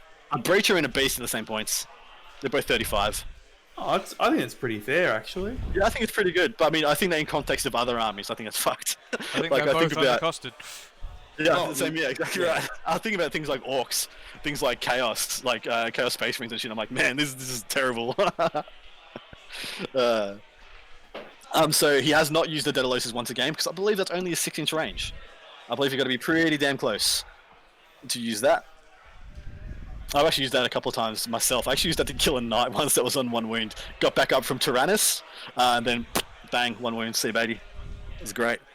So yeah, his 3 big targets here as the unknown Din. What's on the board today? We have pure demons versus pure Admech. The demons are polarized pretty much by their lock. So their Lord of Change, their Great Unclean One, and their massed Beasts of Nurgle. And then we've got pretty much a Breacher heavy. So this is kind of a mirror. It's kind of mirrors of each other. We've got a very much a Breacher heavy Admech list. They have 25 Breaches that are in the Forge Word to get the most from their arc weapons. Yeah, 3 Curse Space Marines equals 1 Breacher. I know which one I'd rather have. 100% me too, George. Mind you, when the Curse Space Marines go to 2 wounds, maybe that changes. Nah. You heard it here first. But mind you, man, I'm excited for 2 wound Noise Marines, 2 wound Rubrics. 2 wound Rubrics seem juicy. Nah. Yeah, 2 wound Plague Marines. Yeah. Plague Marines are just going to become the most boring thing in the game to play against. Well, you look at these 2 guys. Aren't Beasts just a boring thing to play against, mate? And you're talking about playing like, 3 or 6 the Plague Marines would be worse, though, man. Yeah, because they got a 5 up, toughness 5, so they're the same, but they got 4 at Feel No Pain, rerolling 1s and 2s, so even 3 damage is not going to kill a 2-wound Plague Marine, so you're going to... It's just fucked. And they have Warp Time, and they have the Mortal Wound Grenade Bomb. It's just... and they got +1 toughness. Cloud of Flies, so you can't even shoot at them. Yeah, baby. And they got Miasma as well. It's just revolting. It's just disgusting as. Look, I don't want to play it, but I did buy 20 Plague Marines just in case. Look, I don't want to play it, but I'm gonna. It's pretty much what you just said. I probably won't. It sounds so boring. Word on the street is Plague Marines lose disgusting and resilient in the Codex. If that happens, then they're fine. Well, then they're just also boring. That happening. I can't see it happening either. That's been their core thing forever. Yeah, Plague Marines just seem so good. But yeah, that would be fine. If they lose DR, they're fine. There's no problems. Or if they go to 6+ DR, that's cool. Yeah, but then they just become this watered down, boring. You just said they're already boring. Yeah, I know, but no, I'm saying that combo is boring. But then I'm saying the unit becomes boring by just being a Space Marine with what? What are they then? They're a Space Marine with the Plague Marine keyword. Is that all they get? Space Marine with toughness 5 is essentially what they'd be. Oh, great. Yeah. Sign me up, Adam. This would be still my beating heart. Look, we've got shots piling into the bottom unit of Beast. I think that's probably the right call. They've got the least amount of wounds. They've still got a 4+ invuln, but it's the least amount of wounds to get through to get rid of one of these primary threats. He's lost 1. It looks like he's got some wounds that are carried over onto another one. I can't quite tell here, but is that a banner or is that a dice in front of the Lord of Change? It's a banner, I think. It's a banner, yeah. I assumed it was a banner. But it's all good. So what has he got to shoot in there? He's like he's got 3 Disintegrators plus the Mortar from the 3rd, because I don't think he can draw line of sight otherwise. He's got the Sterilizers, he's got the Raiders, and what looks to be, if I can cut this up there, looks to be probably about somewhere in the region of 7 to 9 breaches putting in there as well. So wouldn't be surprised if they kill 2, maybe even 3 at worst. So that's honestly... I could even get 3 down. Yeah, I can get 3 down. And I think that's a good result. Yeah, I think that's a win, man. Absolutely right. Because that cuts down their footprint enormously. And that also, funnily enough, what's the leadership on Beast? Is it 7 as well? Yeah, probably. Yeah, all demons are 7, I'm pretty sure. Yeah. Except if it kills 3, big ones. can technically expose them to morale. Losing another one, taking them down to 1 would be a huge deal. Are they within 6 of the Great Unclean One, or are they too far away? Away from Nah, no way. No way. No way they're in 6. Yeah. It's more And- so when you have 2 of them with D6 attacks, it's so dicey. They're actually unlikely to kill anything either. Yeah, exactly right. Yeah, as soon as you cut them down past like the 3 or 4 mark, their damage output. Well, all of a sudden you don't choose to put the mortal wounds on them. You don't bother, and you just kind of let them go. You're just like, hey, if I get to tie something up, good. But yeah, and because they're also slow as well. The 5-inch move is actually a pain in the ass. They are 6. Oh, they are 6. There you go. Is there? Sorry, just going to double check something. Is there a unit? Is that a unit of 5 sterilizers or 4? There seems to be an empty red base there, towards the left of that red crate down at the bottom. Yeah, it's a What is 5-man that, unit. I Postman? think it's just the broken model. They're 100% in heroic intervention range. That is 100% can be intervened on, man. Yeah. Looks like it now, yeah. Am I seeing that right? Man, that's huge. That's going to be a hugely bad deal if that goes in, because then he will pop the mortal wounds, and if he kills that unit of sterilizers, that is the 5-point swing on the primary again. He's back to getting 15 on the primary. I suppose it depends on how many Josh kills first then, right? That's exactly right. Now, knowing that now, knowing you're in range, Josh has got to kill him. He's got to smash him now, man. It's crazy. Bear with 2 guns. That is a sick name. Yeah, looks like he's parting a lot of invulns. Dan is notorious for this, apparently. Between Dan and Rosa, they're the kings of the invulns. But yeah, I'm of the opinion that anytime you can expose your opponent's dice to variants like invulns and uninteractable variants, invulns and DRs and things like that, you're always going to be getting value forever. I mean, Matt, that's like you live your life by that, yeah. Oh, for a while, yeah. It's one of those things where like Plague Bearers used to, make or break a game by how close to average you rolled. Hamilton is totally not panicked. Just choose to pass the saves. It's that easy. He does that to me. He's just like, I roll dog stuff, and he's like, Adam, you just got to believe. Then he rolls really well, and he's like, see, I just believed. And yeah, it is it's infuriating. Aesthetic Deluxe. I mean, does anyone actually believe GW playtesters exist, or they just a myth? Like Pyrovores. That's an old one. Bringing back our old tropes. Pyrovores they actually don't exist. They're unicorns. It's there's actually no model. They never existed. I've never heard of one. Never heard of it. I'm actually gonna check the footy scores. They haven't even started yet. What? 6 o'clock. Nah, but I was checking on the Hawthorn Suns game. Who cares? Yeah, never mind. Yeah, who cares? Never heard of them either. Pyrovores are meta, man. Vandalex. Well, when you rock up with an army of Pyrovores, and then I look over and be like, I have in fact bought models, but unfortunately you have in fact bought no models, and because your Pyrovores don't exist, like you will have lost the game because you brought no models to a game, mate. Like your meta doesn't have any models in it. So yeah. Yeah, Eric's definitely using Elixir, just replying to George in the chat. It's really good for deploy scramblers because it's not a character. Yeah, it's phenomenal for that, isn't it? Because it just pops up wherever it wants, just does the thing. Maybe it gets to add a little bit of value, kill a juicy little shit character or something, and then just gets popped. But yeah, if it does that, it's like if it gets up and gets your scrambler, done its job, man. I think they're great. 37 points. Yeah, the 37 points equates to 10 points every game. Phenomenal. 50 points across a 5-game GT just from bringing a 37-point Lictor. Amazing. Yeah, I've picked up another one of the beasts, so there are only 3 left there. Look, honestly, I think 3 is still probably... I mean, either way, Dan's going to go for it. Yes. Well, you probably need to kill one more to be sort of safe. Yeah. And maybe if you kill one more, he doesn't pop the mortal wounds. But mind you can pop the mortal wounds straight after you see how many attacks you've got. Yes. So... yeah, you can't do it. We were chatting this about on Idle Dead on the podcast about how you can do it after you roll the things, but you probably can't do it after you've rolled your hits. Yeah. Yeah, I think I think it's ambiguous the way that it's worded, but I think that would be a bit of a reach. Yeah, I think so. Here. Let's have a look. It says in the fight phase. It just says in the fight phase. So we're wondering at what point of the fight sequence can you do it? Could you do it after you see your hit rolls before you roll your wound rolls? Or yeah. If it says in the fight phase, I imagine you could do it whenever you want. So you could do it after you've rolled your wound rolls, to be honest.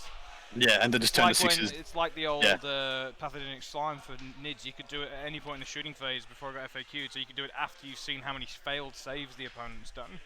Yeah, that's crazy. So yeah, technically you could do it then. Yeah, that's a big deal. And on top of that, it's also a big deal that these sterilizers only have a 4+ save. They have 2 wounds for the 2 damage attacks from the beast, and the mortal wounds would come at the end of the 2 damage attacks because they always come at the last in the last sequence. So yeah, I think it's amazing. So you could roll, see how many 6s he gets. If that translates into a bunch of extra wounds, you just Just reading the acidic slobber, I'd say it has to be done before attack rolls are made, because it says until the end of the phase when resolving an attack. If you prop it after you've done your wound, wound rolls, you've already made your attack, so it wouldn't affect you. Yeah, exactly right. So you'd roll the amount number. That's what me and Stolly said before. You'd roll a number of attacks, then you choose to use it or not. That's fair, and that makes it less ridiculous. Unit 5S Delta. I've had mixed results with using MSU of Rust Stalkers and an assassin to get scramblers. Look, I fucking love Rust Stalkers, but shit, they're bad. Like, oh man, just make them good, please. Because I love the models. They're my favorite AdMech models. Just an update on more of Dan's dodgy rollings. 666 on the Feel No Pain for the Lord of Change. You jerk. Jerk. So how many wins did it take? I can't see a dice near it, so I'm guessing 0. Lord of Change take any damage? Yeah. He took 3 and then regained them all. What an absolute pile of crap. That Lord of Change is so good. Upsetting, to say the least. Yes, quite upsetting. Looks like he's shooting some Raiders, some of the Cerberus Raiders into the Beasts. Looks like he's got a couple of hits. He's fishing for 6s here because they do mortals on 6s. Doesn't look like he's got any. Looks like he's got 3 wounds though. Actually, looks like one of those is a 6. He's done a mortal wound in addition. That'd be nice. Because I'm guessing that, the one that's wounded has a bunch of wounds left. So here's the 3 saves. Looks like he's passed 2. 3 wounds on the base. So it's coming off, I think. Yep. Looks like that base has gone down. So only 2 left. Matt, do you still pop the strat? Well, it depends on how many attacks you roll, right? If you roll 12, there's still more shooting. Yeah, there's still going to be more shooting for sure. The Cerberus Raiders have the guns from the dog heads, don't they? Can't remember what they are though. But actually, no, the dog heads don't. These are the riders, not the dogs. So okay, they're not the Sulphur Hounds. Yeah, apologies. So confusing. Looks like Josh has charged in with the Taraxia anyway, though. So. Yeah, he probably knew he was going to get intervened on, so he might as well fight on his terms. But the issue there, if he takes himself off that rightmost objective, he's giving up that primary points. He's giving up those 15. He's done it, unfortunately. Yep. Yeah, he has. I guess he knew that was going to happen to him. It feels like the shooting didn't really do much overall.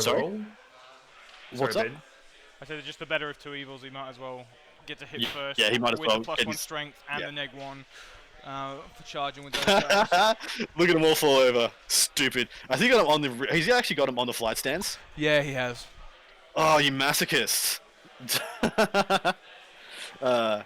Unit 5S, thanks so much for joining in and being so active in the chat, dude. Really appreciate it. I hope you have a great rest of your day. Cerberus Raiders are going in as well. Down the bottom. Well, so the Taraxi aren't actually that bad in combat. They've got 3 heavy bolter attacks each. So they got 3 strength 5 -1 attacks each. They're hitting on 3s. I actually think they're legit in combat. How many wounds is on the wounded beast? 4. I think it's only 1. Yeah. Okay. Yeah, he's got 4 left. Yeah. So you got 9 beast wounds there. Yeah, I doubt he kills him, but hopefully he kills one more, and then the other one actually can legitimately pop to morale. Looks like he's going for a pin on the bloodletters. I think he's just trying to clean them up, make sure they die. Or he's trying to wall off from the lock and the beast. I think that's a good tactic if that's his thinking. I'm a bit worried the shooting sort of did nothing here though. It did nothing, man. He killed a total of 3 beasts for his entire shooting phase. I feel like that is no bueno. He needed this to be his big fat turn.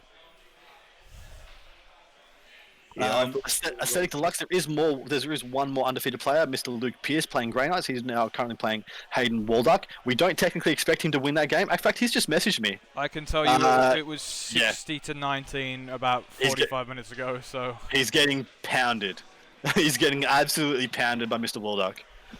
So that looks pretty good for Ducky making a podium. I think. Yeah, looking really good for him for making a podium because he got such a big loss against Dan last turn. Yeah, because he scored high. Yeah, he scored he scored 72? A 72 loss? That's huge. Yeah.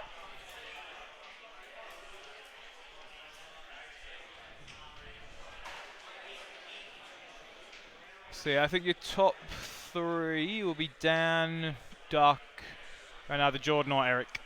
Yeah. An update on the Jordan Eric game would be fantastic if we can get it. Yeah, I'll go have a look. Yeah, 3 undefeated going into the last round. But in all honesty, we're going to only have 1 undefeated player now that we know Luke is going down. So that's actually fine. No biggie. Interested. So he's got his attacks out there. So 3 attacks each from the sterilizers. So that's what he's got mapped out there. I think one of them can't make combat. So he's probably going to be, yeah, definitely one of them can't make combat. McGowan beat Eric by, was it 5 points? Yes, that's right. Yep. Yeah. And that was my match prediction was we're not sure that the carpet's going to hold up anymore. I'm interested to see what Eric pivots into next. There's probably another bunch of NID archetypes he's got access to. Looks like we've done 4 wounds with the Tabaxi onto the beast. Sorry, Matt, what? He was looking at playing something with a bunch of warriors the last time I heard. So I love that build, man. I think that's a really, really good way to go. I think 3 or 4 units of like somewhere between 5 and 8 warriors is actually sick. I do worry about their defense though. Their offense is legit. It's fine. Their shooting is respectable. Is on par with a lot of other things of their points cost, but their defense just seems to fall down in this meta of like everyone teching to kill Marines. They just don't get an armor save, man. It's actually a bit rough. So it looks like the beasts have hit back. Oh no, they're just consolidated in.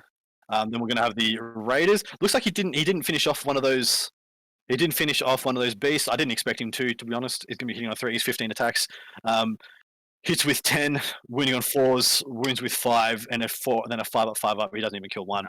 I didn't think he was. Maybe the Raiders get in a couple of really good rolls and finish that last one off though, because it looks like it is on 1 or 2 wounds left. I can't quite tell from here though. I think he failed 2, so I think he's down to 2 more left. And on average, that's pretty much what he does. If you're the demon player, what's your next turn look like, Matt? What are the moves Dan's going to make?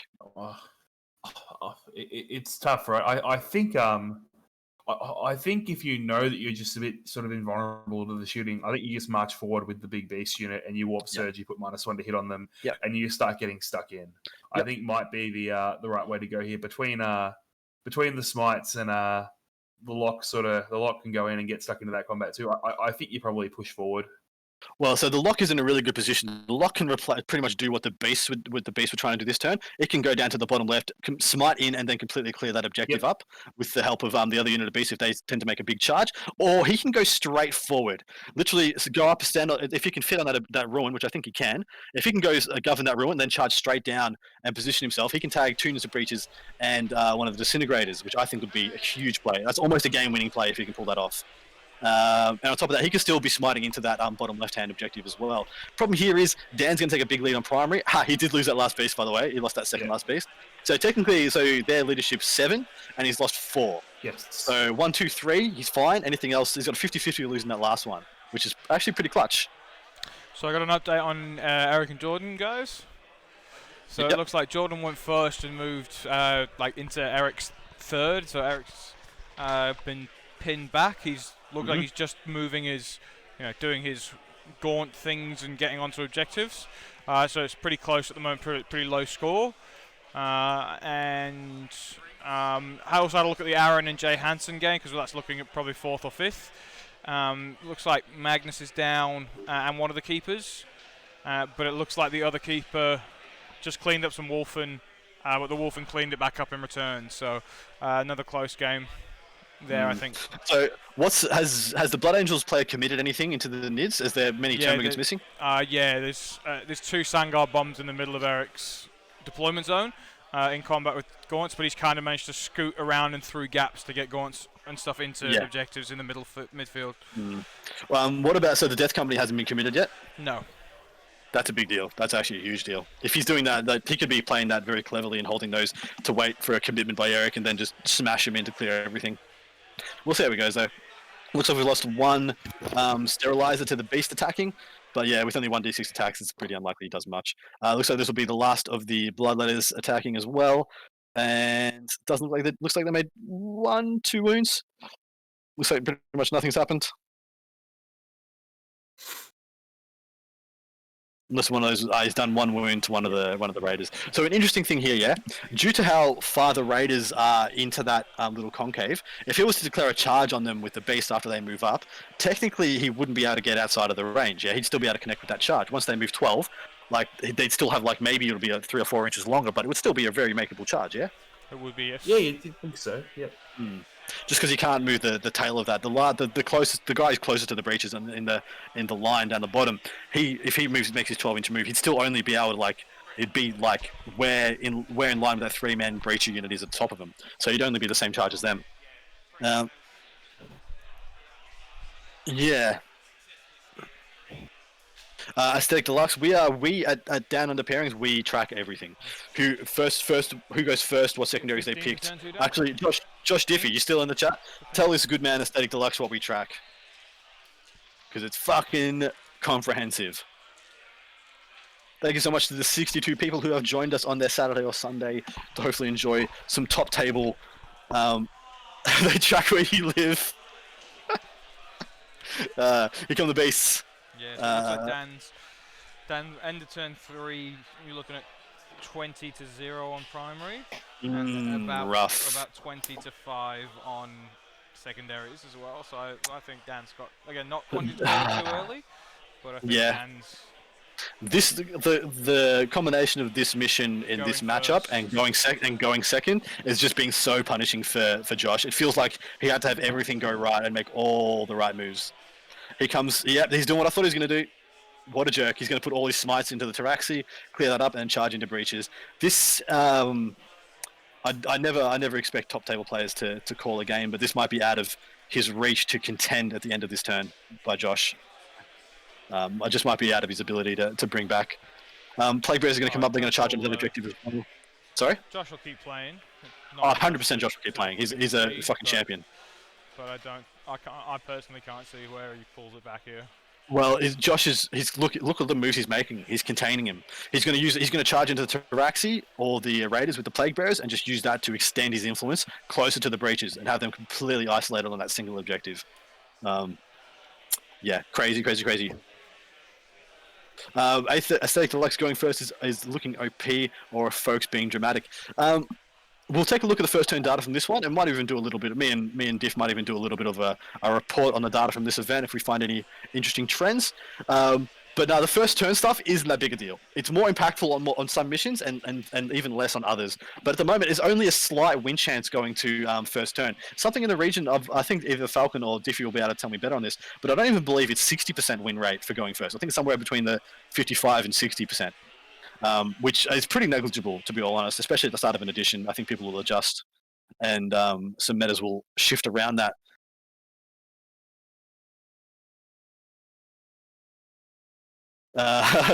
Michael Hamilton has just messaged me and asked me what shooting armies are good these days. Admech is the best shooting army in the game, bar none. It's not even close. Marines coming in second. And what do you guys think comes in third after Marines? For Dakar armies, guys? I'm thinking. Guard's up there, but Guard is not one of the best. No. Well, Guard is one of the best shooting armies, but it struggles in the reliability and the durability department. It's probably Eldar, realistically. Yeah, it's probably with a variant of either a mech Eldar build or an MSU sort of Eldar build. Yeah, I think Harleys are a top tier, but they're not a top tier shooting army. They're a top tier army in generalist. So we just had a question, Bear with 2 guns. So if we get a... apologies for not having the overlay up and running. We're still working on our 9th edition one, our comprehensive 9th edition overlay. We'll have that up and running for our next stream, I can almost guarantee. But can we get a score update, Benny, if you're there? Ben? The last time you gave us a score update, it was 40-5. Yeah, it was 40-5, the Demon's Way. And this is the top of turn 3, is that correct? Yes. Yeah, top of turn 3. Man, so much goes down so quickly in games these days. But yeah, this is looking to be a pretty comprehensive win by the Demons, but we're not going to sell them short yet. We've had a couple of smites that look like they're going into the Raiders in front of the breaches. Look like one of them has been taken down and one's on 1 wound left. I'd expect to be seeing a couple of sterilizers being taken down as well. It's 40-5 for the Demons, mate. I thought I said that, but if I didn't, apologies. Yep, sterilizers are copying some smites.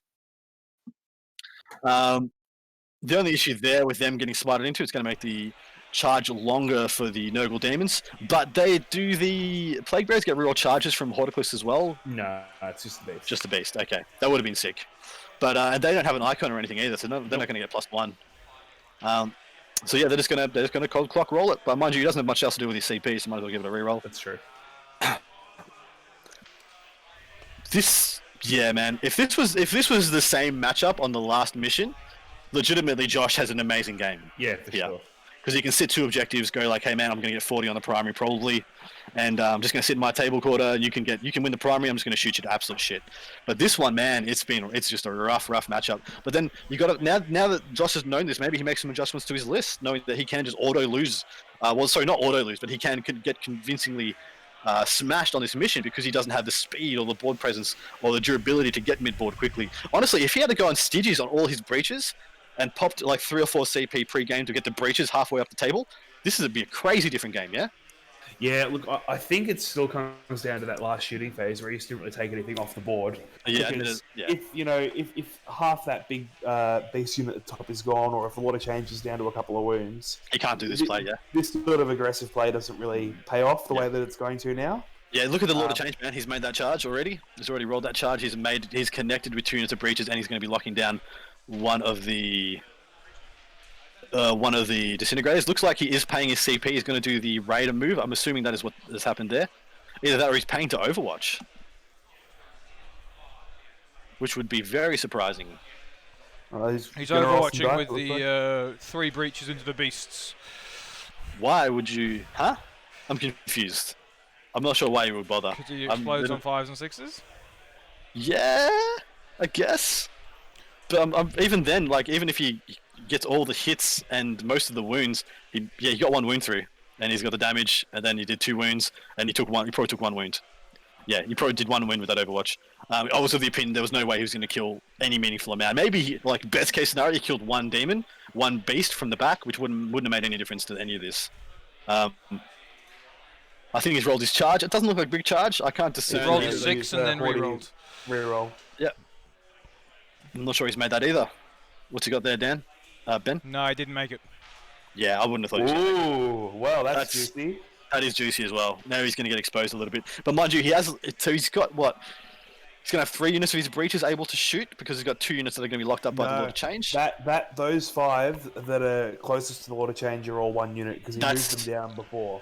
So he sort of rolled the side off there. Yeah, good play by Josh. 1, 2, 3, 4, 5. That unit of 5 at the bottom. You see there are lines of 5 down, but that 5 sort of in the P shape, the sideways letter P, are 1 unit. That's good. Good play by Josh. That's going to make a big difference. It looks like he has made the freaking charge on the Taraxi with the Plague Bearers though. That's going to be bad. So the Plague Bearers have all of a sudden become super relevant. Anybody who thinks Plague Bearers are dead, I think taking 100 Plague Bearers is dead, but doing for stuff like this, putting up banners and just getting in the way, being annoying, I think they're still fine. But I wouldn't be taking any more than like optimistically. 60 over.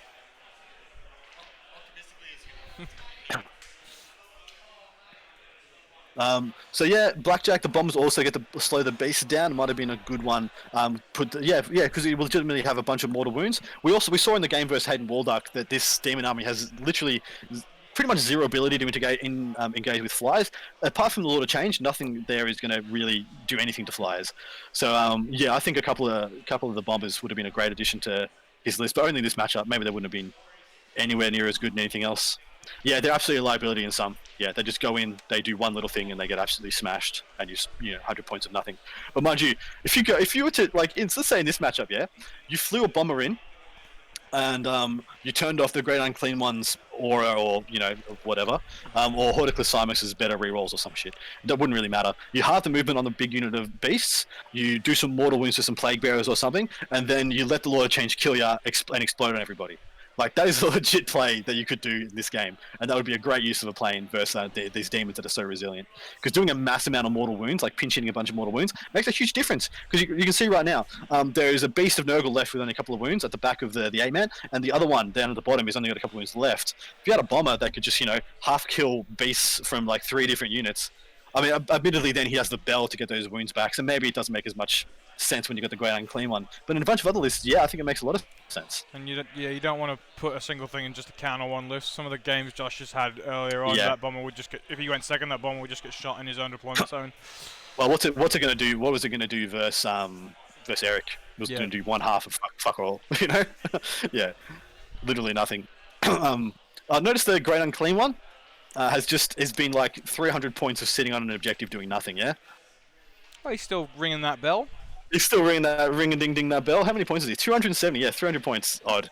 The better part of 300 points. Just sitting there, holding down an objective, living his best life. Big smile on his face. He's having a great time. Definitely staying his objective. Yeah, that's absolutely right. Matt, what are we about to see? What's about to happen? Well, Josh has got some hard decisions to make, I guess. He has to kill stuff, right? He has to turn around and start getting rid of some of these threats. But I think it's too late now. I think it's too late. I think the scoreboard's gotten away from him.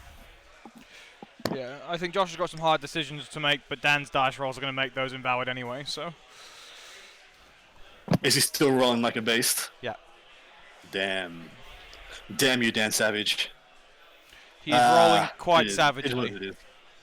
How would you deploy? So you saw the big brick that was deployed at the top of the battlefield. Yeah, it turns out that looks like it has been a mistake because it's kept the admech quite isolated. Not that I know that much would have changed if you had deployed completely differently. Who knows? Just speculation here. But what would you have deployed differently, Ben? How would you have deployed differently?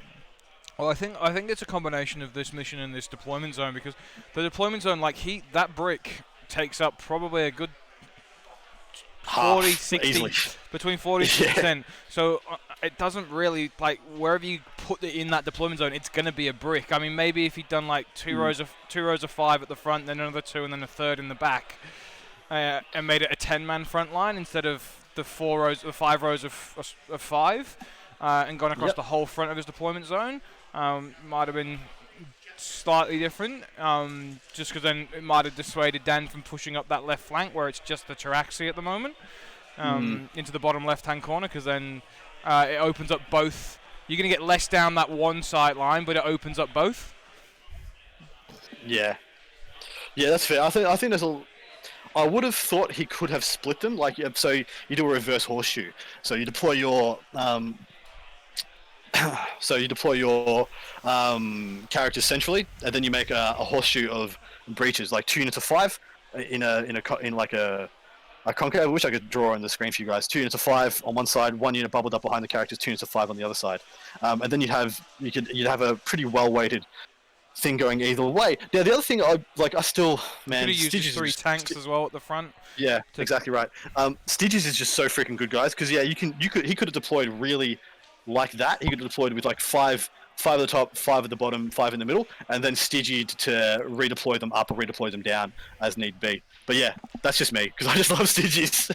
But I do think he's really squeezing the most efficiency you can out of the breaches, between the plus range from the Manipulus, the rerolls from the Dominus, and the plus the hit from the Daedalosus, plus the exploding 6s. They're getting so many layers of buff that man, it's just a bad matchup for them. They're not great at killing beasts. It's not necessarily a horrific matchup. It's just the mission and the deployment. Like, as you said, if they'd played round 4, it would be a different story. But the combination of Dan going first in this mission, it really sucks for Josh. Yeah, well, let's talk about that. Let's talk about what happens if Dan goes second and Josh goes first. What would be the status quo difference here? I think potentially the breaches would have been able to move forward a little bit more and spread out a little bit more. What he did with the Taraxi in the bottom left-hand corner, he might not have had to do, so they could be potentially up in the sky and coming down on backfield, like harassing Josh's backfield. Maybe change your secondaries and go for line breaker, maybe. Yep. Obviously, if he went first, he would have had a chance to kill, let's say, 4 to 5 of that big beast unit. Yeah. Yeah. And that would be a non-factor now. They'd be pretty much gone if he went first.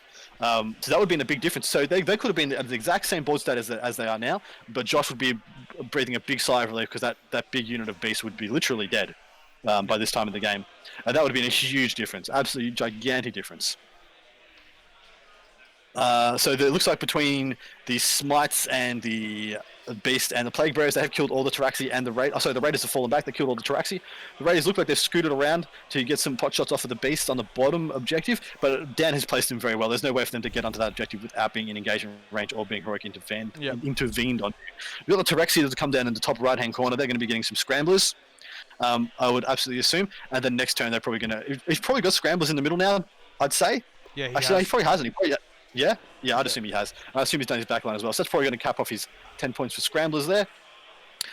Interesting to see what he does here. Does he use the Raiders to just block off all the movement, or is he going to commit to a charge? I think he throws the shit to the wall and commits to a charge. I think it's the right charge in the lock. Yeah, and the Plague Bearers. I think he can commit to the Plague Bearers and zone off the Beast one more turn.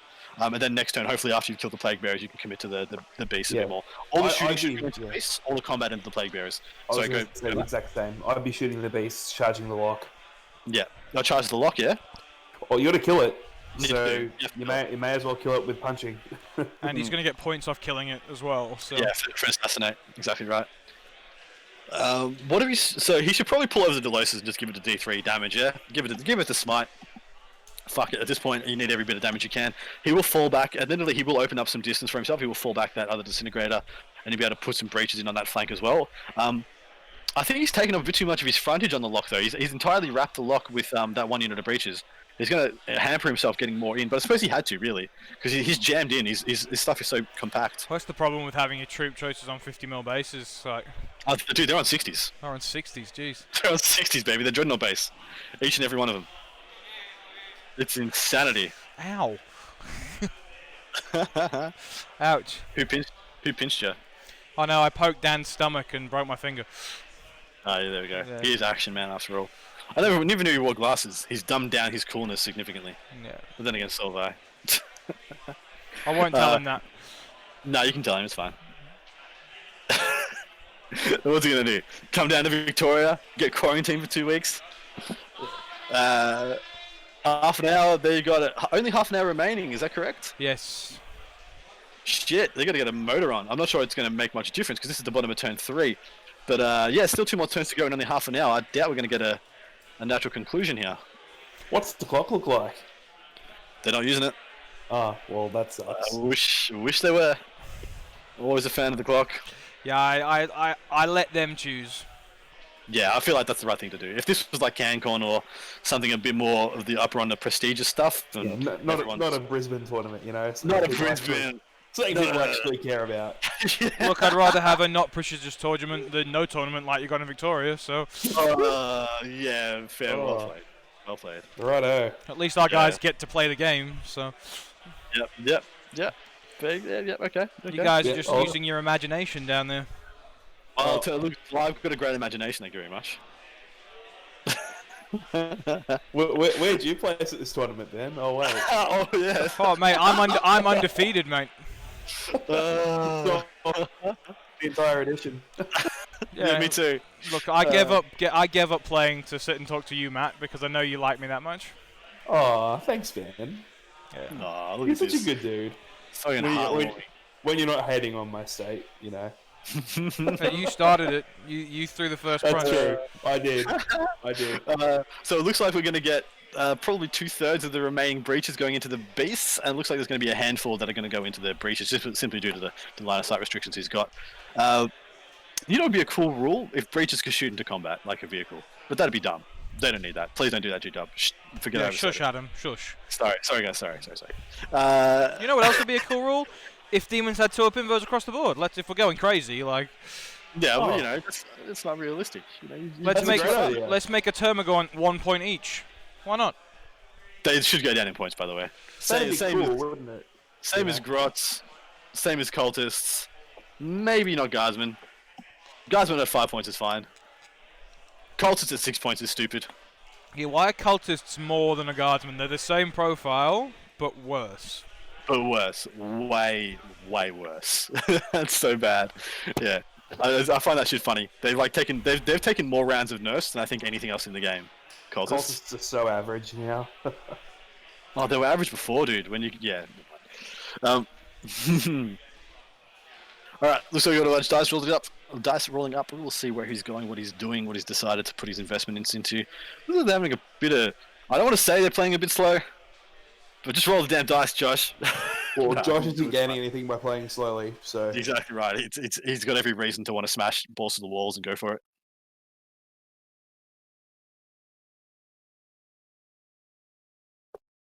G-Dub does hate chaos, mate. It's pretty freaking clear that they hate chaos. Hey, they Yeah, got Grotz Thunderhammers is- now. yeah, cool. yep, for 40 points. The only We thing didn't that have them when they were 14 or whatever they were. there's only literally 2 models that you consider putting a Thunderhammer on, and they're both Chaos Lords, and one's from Emperor's Children, and the other one is from Night Lords. Yeah, that's it. Nah, they don't even play the Night Lords one anymore, man. Why? Why not? What happened? Because you can't stack the pluses to hit. Of course. Yes, that's crap. Yeah, that's rough. So there's no exploding 4s and stuff. Exploding 2s. Yeah, I know. How good was that? I remember you doing that to me, you jerk. That guy killed a repulsor on his own in one round of combat at LVO. It was pretty good. That's sick. That stuff is sick. That's It's sick 95 energy. points. George, it sounds like you should convert up some Invicta War Suits and then play them as, chaos them up and then just play them as Imperium. That just sounds like what you should do. That sounds like what G-Dub wants you to do. Yuck. Yuck. He didn't fall back with the Disintegrator. Is that correct? No, it doesn't look like it. That is very interesting. I wonder why. What could? Oh, he's going to shoot into combat, of course, but he can't shoot the blast weapons, which is 2 of his guns are blast weapons, so it's just for the stubbers. Are the missiles blast weapons? I was pretty sure the other missiles were blast weapons as well. I might be Is- incorrect about that one. Is the lock wounded? No, he healed up. Looks like it's taken some wounds now. How many wounds did it take? Wounds? One. Never heard of him. It took 1. It's taken 1. Alright. He's not dying this game. That's cool. Alright, well, Zench by and- turn 18, we should be sweet. Zench and Nurgle have put aside their differences and are both smiling on Dan today. Yes. This Holy game. crap. Holy crap. What's the bet? Yeah. What's the bet? The Lord of Change gets nerfed. I agree. I don't think. Well, I think it should. The Exalted Power should just be a 6 Feel No Pain, and it would be good enough. The fact he gets wounds back for the saves is crazy. That's what puts it over the top. So every wound you save knocks off another wound you've already taken, or another wound from the wound pool. It's too good. Well, so it's only too good in combination with the robe and the corporeal Neg form. 1 damage, 3 up invo, 6 up Feel Yeah. No Pain, and heals 1 every time he passes him. Any loss of any one of those 3, and it's fine. Yeah. And it's still really good though. It's still really good, but it's just it won't be like doing what it is now. Took a whole armies of shooting and didn't take any damage, and yeah, Does not die. I'm It gonna is go literally- for another walk around, boys. I'll be back. no problems. It is the honey badger of the demon's army, isn't it? Yeah, it's pretty rude. It's so rude. The good thing though is it doesn't kill anything, so we can all hang our hats on the fact that it's not going to kill our shit at least. It's just going to be frustrating as hell. But obviously, we've been playing with stuff that is frustrating as hell because you can't kill it and kills everything. So I suppose the lock is like is It tolerable. doesn't kill very much back. It just Yeah, doesn't exactly. die. It's tolerable. Yeah. I disagree. The Lord of Change is just the Iron Hands Leviathan, but better. No, I disagree fundamentally. That Iron Nah. Hands Leviathan was so freaking good, The Leviathan was actually unkillable and it did damage. and it had Student of History, so it fell back from fucking combats and still got to shoot the next turn. And it had essentially like 80 wounds of shield drones and had a Feel No Pain, and yeah. I think the Leviathan did a lot more heavy lifting. The lock is just good for pinch hitting bits of damage here and there with smites and a bit of combat and just tying things up. It's just more of a frustration unit, disruption unit than something that's actually going to table you. The Leviathan will fucking table you. The lock's good because it can go in and it can tank things really effectively. Yeah, exactly right. Yeah. The lock needs less to be durable, is what I don't meant. know So why, it needs 1 CP for the Exalted Gift. It needs a Warlord trait, and it needs a relic as well. So it's not nothing, but yeah, it's fair. I don't know why Josh is shooting that back unit of beast though. He just pulled one off. I assume it was with one of the mortars. Well, I'm assuming it's either the mortars or it's the raiders at the bottom. But the mind you, they were unwounded, so the raiders at the bottom ain't gonna kill one beast. Yeah, well, hey, look. If Josh kills all those beasts in the big blob and he kills the lock this turn, look, I'm not going to say it's even winnable then, but that would be respectable. Yeah. Hey, look, if Josh Table's in this turn, I think it's respectable. But yeah, so he's lost one. He's lost one beast. That actually no, he got that beast back. What am I talking about? He had lost one beast from the big blob, and the bell looks like it got it back on like a couple of wounds. Ring if a not ding any. ding, motherfucker. Yeah. Oh, look, George, turn 1, I think Josh's target priority was perfect. He killed all the Nurglings and he killed the Flamers. I think that was the perfect thing he could have done turn 1. Turn 2, I think he had the right...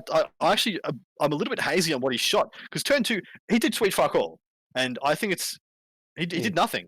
Killed 3 And- beasts. He killed 3 beasts, yeah, with his whole army shooting. Apparently, Like, he shot the terrifying. lock heaps and just did nothing though. Yeah, well, he could just make all the 3 up invulns, can't he? So yeah, that's what I'm curious about.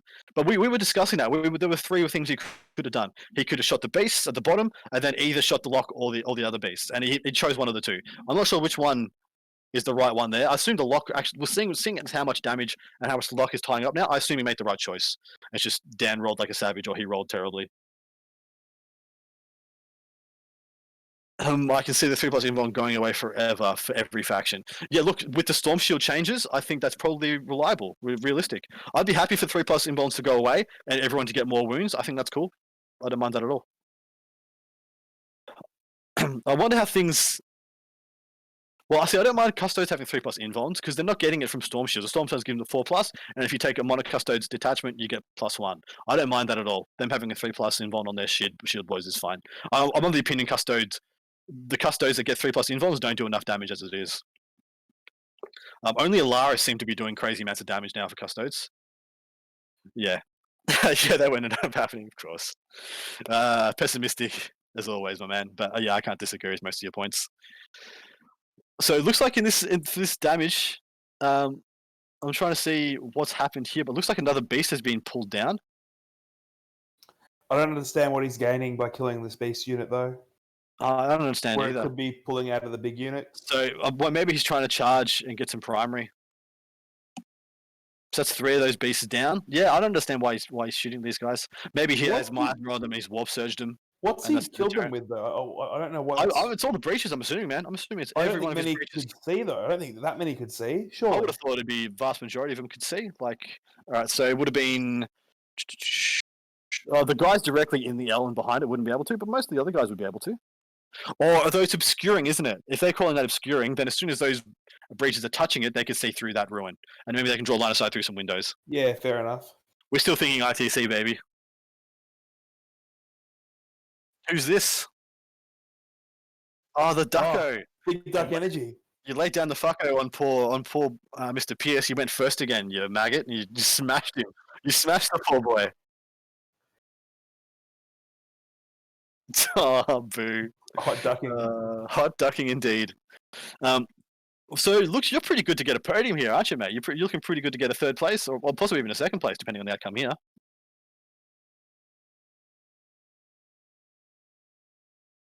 Yeah.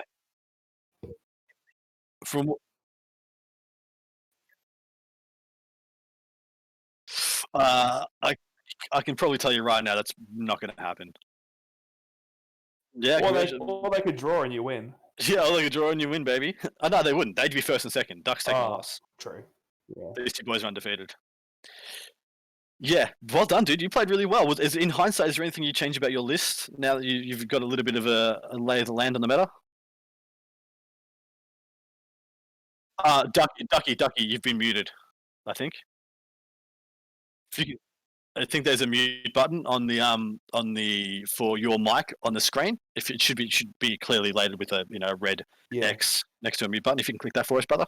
I think Ben has muted himself when he went away. Yeah. And he hasn't unmuted himself when ducks come on. If you need to, grab him to get him to fix it up for you, brother.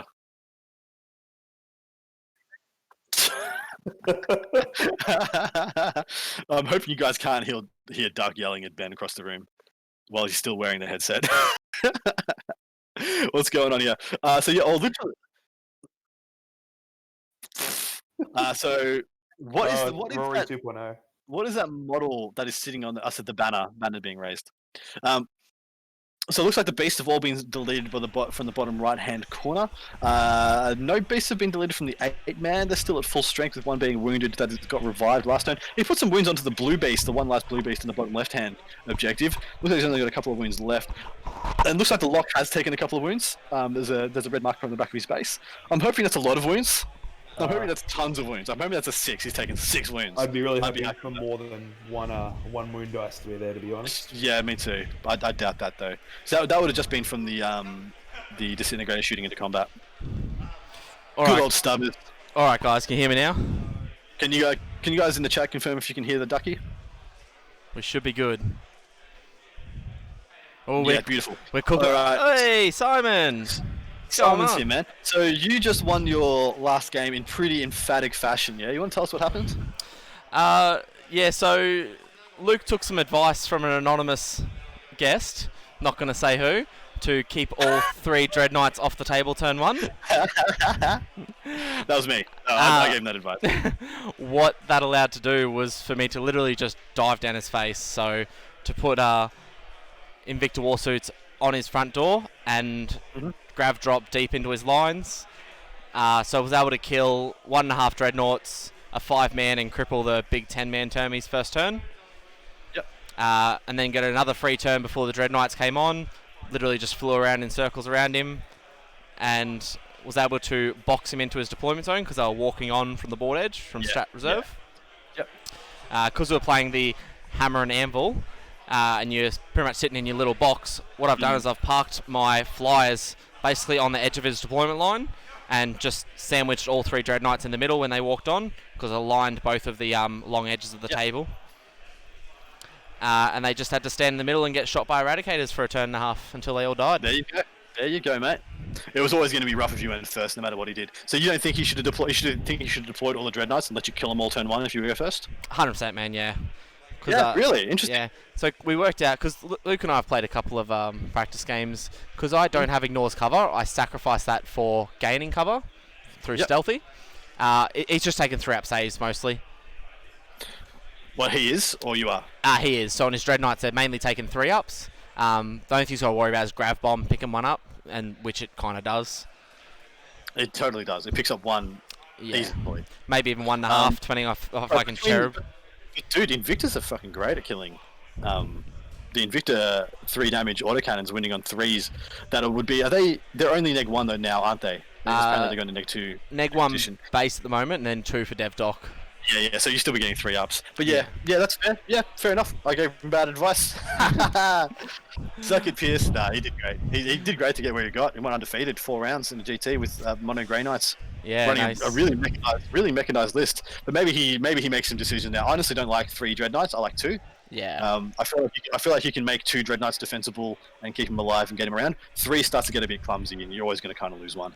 Yeah. So we've just had a charge here by Josh putting some breaches into the big unit of beasts. He has picked up every other beast on the table. The only ones he does have left is a big block. And now he's put he's charged into the Plague Bearers as well with some other breaches. So he has to do some real crazy heavy lifting now. But even then, I think this score is just too much for him to get back from. Right now, sorry, Ducky, you got something to mention? No, I'm just checking all the moves and pile-ins just to see where how many breaches can actually attack. It's not going to be as many as he wants. No way. It's a bit far gone, I reckon. With the edition change now, it's only within half an inch of your engaged models. You actually lose a fair few models attacking. Exactly right. Matty, any questions for Duck? Nothing that's appropriate for a stream. Thank you for your propriety. Unlike certain other unnamed Rory gentlemen. Yeah, look, we're not gonna mention breast milk today. Holy shit! Yeah, let's definitely not. Look, all I have to say, right, is after that performance, Luke is definitely not going to school tomorrow. He is not going to school tomorrow. Duck, what would you change about your list now that you've seen the lay of the land for the meta? Had a good test of your list at a top level. What would you change, man? Look, maybe the impulses, drop them back to just shield domes. Make them less shooty. Yep. But realistically, the shield dome is the same as points as putting the Storm Talon Ray and the extra Storm Iron Howl gun on there. So really, I'd just be losing power for a bit of 4-up invo. No, fair. But no, it's pretty tried and true the way it's tested. Yeah, fair enough. Well, I always thought that. I think the reason you lost to Dan is because you didn't have the obsec to go out and you couldn't really rush your obsec out en masse and start turning off some of his primary. So you wouldn't think to add another impulsor with a unit of intercessors or something? Well, I had an empty impulsor and a unit of suppressors, and I dropped the empty impulsor and suppressors for the grav bomb. Okay, yeah, that's pretty sick. Yeah. So yeah, look, my plan on Dan was to sort of just slip it out at the end with end game scoring through taking away his while we stand we fight and holding mine. Yep. Well, all you really needed to do was kill those plague bearers when you went for them, and you would have won the game. Yeah. It was a 12-point swing getting those guys down. Yeah. So they did take 2 storm talons, 2 impulsors, the assassin's shoot and charge, and I only killed 9 out of the 11. And then he auto passed his morale as well. If he had one less CP and he couldn't auto pass it, maybe that whole unit pops as well because he had lost 11 already. Well, so he's going to be losing. He didn't have any. He didn't have any CP left, so. Well, he auto passed, didn't he? No, he rolled the 1. Oh, jerk! Yeah. What a jerk! Yeah, he rolled. Oh, that's even worse. Yeah. He didn't even make a tactical choice to win that game because No. to our mind, that was the win. As soon as he saw the plague bears didn't go down, that was the win. Because technically, if you could have not killed Slimex and still won by like 3 points, but if you killed Slimex, you would have won by like 7. Yeah. If the plague bears went. But yeah, fair enough, mate. Well done, and congratulations on your almost definite podium. And yeah, good luck for the rest of the event. You're going to keep playing Marines, or you're going to switch it up a bit? I got a Sally's list I was playing, like every other motherfucker out there. Don't be a bitch. Yeah. Don't be a shit. Well, I was going to play it, and I walked into a GW ready to drop those hobby dollars on some aggressors, and it turns out they were sold out worldwide. So there you go. I've got a box sitting here.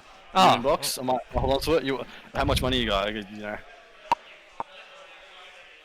$800 reduce. Yeah. Which equates to like $40. You can have it. Nah. So he looks like he's done another couple of wins to the Lord of Change. It looks like he hasn't made any impact on the plague bearers, but he might not have attacked them yet.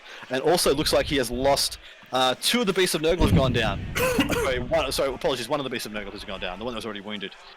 So that's pretty what I expected. Breaches into beasts of Nurgle, even with all their buffs, not going to do that much, mate. Yeah, and there's also 10 minutes left in this round, so I'm not sure we're going to see any sort of. I doubt we're going to see any conclusion. More. Like natural conclusion, but yeah. Well, so this is the bottom of 4. So technically, or is this the bottom of 3? I think it's bottom of 3, isn't it? That's a bit that's a yuck. bit sad. Yeah. That is a bit yuck. Should use the clock, boys. 100% you should use the clock. The beasts are on the clock. But it could be the bottom of 4.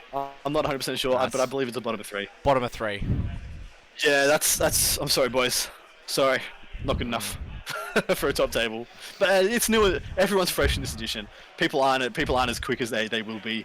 Probably even a month from now, with some hobby reps, people will be a lot faster, a lot quicker. So I'm not going to land-base them too much. Just get my little nick in.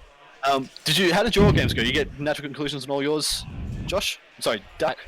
Yeah, went 5 turns on all my games. Fuck yeah. Yeah. How do you feel? Are you enjoying them? Do you enjoying it? Enjoying the game? The only critique I have is I'd love to be able to place my own objectives. Yeah, I'd love to too. I think that'd be a big deal. Even if they gave us parameters like they all have to be in no man's land, all of them have to be X, Y, Z or whatnot, that'd be fine. But yeah, player-placed objectives would make a huge tactical difference to the game. Yeah. Even if, you have, like, in this mission, for example, the central one doesn't move, and you place 2 each. Similar to the that's IC fine. mission. Yeah. And they have to be in no man's land.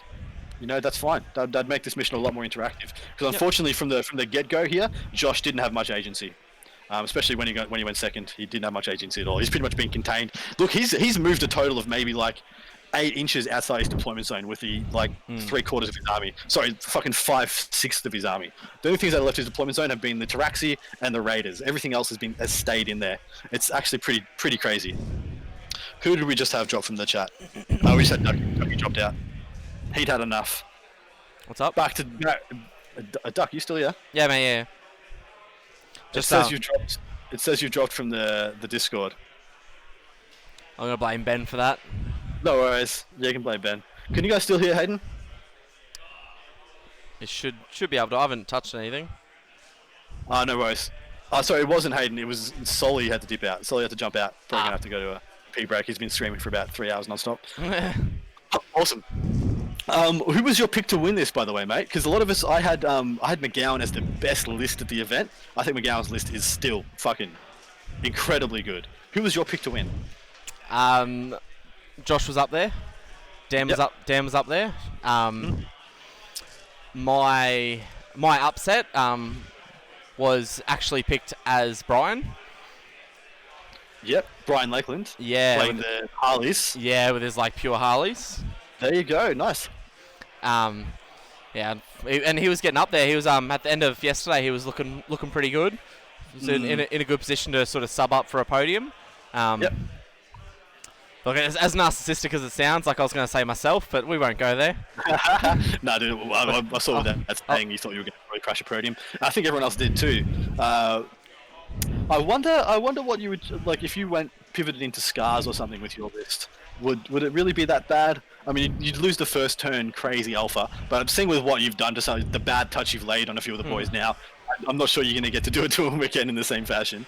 Well, I fully expect. Lukey is going to completely change his list, I assume. Yeah. It's actually funny you mentioned that because I was playing a Scars rendition before this where I completely changed it. Yep. So it's like a mounted Scars list with, your Blade Guard vets, a unit of aggressors. Hell yeah. And it was doing really well. Had a super chaplain in there that would just roll motherfuckers. Just a Primaris chaplain with the Benediction of Fury, the super mace. He's just, as White Scars. If you wait until you put that boy on a bike, man, he's going to drop his tits. Mate. You don't worry about Beast and Nurgle when you're doing 5 damage a pop, so... Yeah, who gives a stuff? Well, it's going to be 6 damage a pop, isn't it? It will do, yeah. Thunderhammers are going to 4 damage. Well, Horticlus Slimix has just made a charge into those bottom raiders, so continue, mate. Yep. Yeah, so I just didn't feel comfortable bringing it. I just wanted to play something I was a bit more happy with, where I like shooting people in the face, so went with that. Nice. I'm pretty much going to be doing the same thing with Blood Angels. That's what my Dark Angels. I'm just going to be shooting people in the face. So much good shit they can do now. But new codex in the next 6 months for me, and new codex is actually all your shit's getting new codex, isn't it? Yeah. Everyone's getting new codex. It's just going to be a whole new world, literally in a month from now. Who knows? Marines might be trash. I really doubt it though. Look, the whole core rule interjection will be interesting. Do you think it's a good change? Do you like it?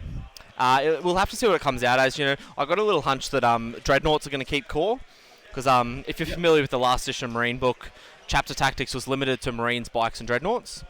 That's true. That's exactly right. So, because Dreadnought's always been a pillar of a Marine book as a storyline and the fluff. So I think they'll probably still get core. But it's the stuff like the repulsors, the new Primaris land speeders, your new Primaris little gunboats. You don't really need them having core. Like, that'd be just a bit over the top. Yeah, that's fair. But I do like the idea of Dreads being core. Yeah. Hopefully Invictus won't be. But like... Hey, none of that. Well, they're not Dreadnoughts, Doc. They're Warsuits. Mate, they're the Dreadnoughts' ugly cousin, alright? Yeah. How much... It's just so funny how much better they are than Redemptors, yeah? Like, they make Redemptors look pretty shit. Yeah, look, I'm putting money on Redemptors in the new edition with the plasma being boosted to 2 damage flat. It basically and the strength 6 on strength 5 on the onslaught will be a big deal as well. Yeah, and now they're not taking the move and shoot. You're probably still going to have the Master of Machines Tech Marine giving them +1 to hit. So where they're basically walking around with a +skill 2 plus Call's Wrath. It's pretty good. It is pretty good, mate. It is pretty good. It's not bad, good size. Not bad, good sis. But then they get 1d6 shots, yeah? So it's 1d6, be strength 9 minus 4/3 damage if they overcharge, yeah? Yes. Or is it strength 7 goes to strength 8? I think it's strength 8 base goes to strength 9 on the heavy. Okay, maybe someone in the chat can confirm, because I feel like it is strength 7, but who knows? I honestly haven't looked at the damn thing in a long time. Thank you, Simon. I do feel more comfortable shooting people in the face. That's coming from my roots as a tower player. Boo. Just the sweet where you just see half the people in the chat leave. I'm happy that went the way that went that way. I thought it was going to go a completely different way. with your comment. No, we don't need anything looked up, George. It was the Onslaught Plasma Cannon for the Redemptor. I couldn't remember if it was Strength 7 starting or starting at Strength 8. Yeah, I think it's rumored to get a little buff in the new edition or the new codex, but So Slimus has gone into those 3, or was it 3 or 4 raiders? It looks like he's killed 2 of them. Yep. He's got 1 left. We've had attacks go into the base. Looks like another one has been taken out. Some wounds done to the back there. And now I think we've got either attacks going into the Plague Bears or into the Lock right now. I haven't seen the Lock's dice move at all, so I feel like he's still pretty damn healthy. And that Lock has been such a pain in the ass for Josh. But it looks like this will be the last turn of the game, guys. I can't see us going to another turn. In all likelihood, this will be it. It'll be a pretty convincing win for Dan Savage, but it's actually only going to be a low score. It's probably going to be around 50 to 60. But admittedly, Josh is only going to be around 20-ish. it's a low-scoring game actually. It's a very low-scoring game. It's turn 3. It's a turn 3 finish. It's going to be low scoring. Yeah. The guys have had time to get any more points, but it is what it is. So the Plasma is base 8-9 for the overcharge. There you go. You're right, Duck. Woof. Saucy. All over it, brother. Alright, what other big moves are there to make in this game? I don't think there is any. I feel like this is what we're seeing right now is going to be the end board state. Maybe we'll see another breach or 2 be picked up when the beasts fight back, but I don't feel like there is much point even resolving that. These guys could pretty much just tally up the points, have a nice shake and a hug, congratulate themselves on a good tournament. Unfortunately, I think McGowan had a really good chance of hitting a podium, but I think the low score he's going to get in this one might just keep him from getting. I wouldn't be surprised if he's 4th or 5th. He looks like he might slip into a 4th, possibly a 5th here. Yeah, that's going to suck. Poor guy. He's played his guts out. That's done a really good job. Unfortunately, that's the equivalent of tripping at the finish line. Yeah, well, he had everything going against him. Yeah. A bad matchup on bad deployments, and he went second. Like, everything that could have gone wrong went wrong for him.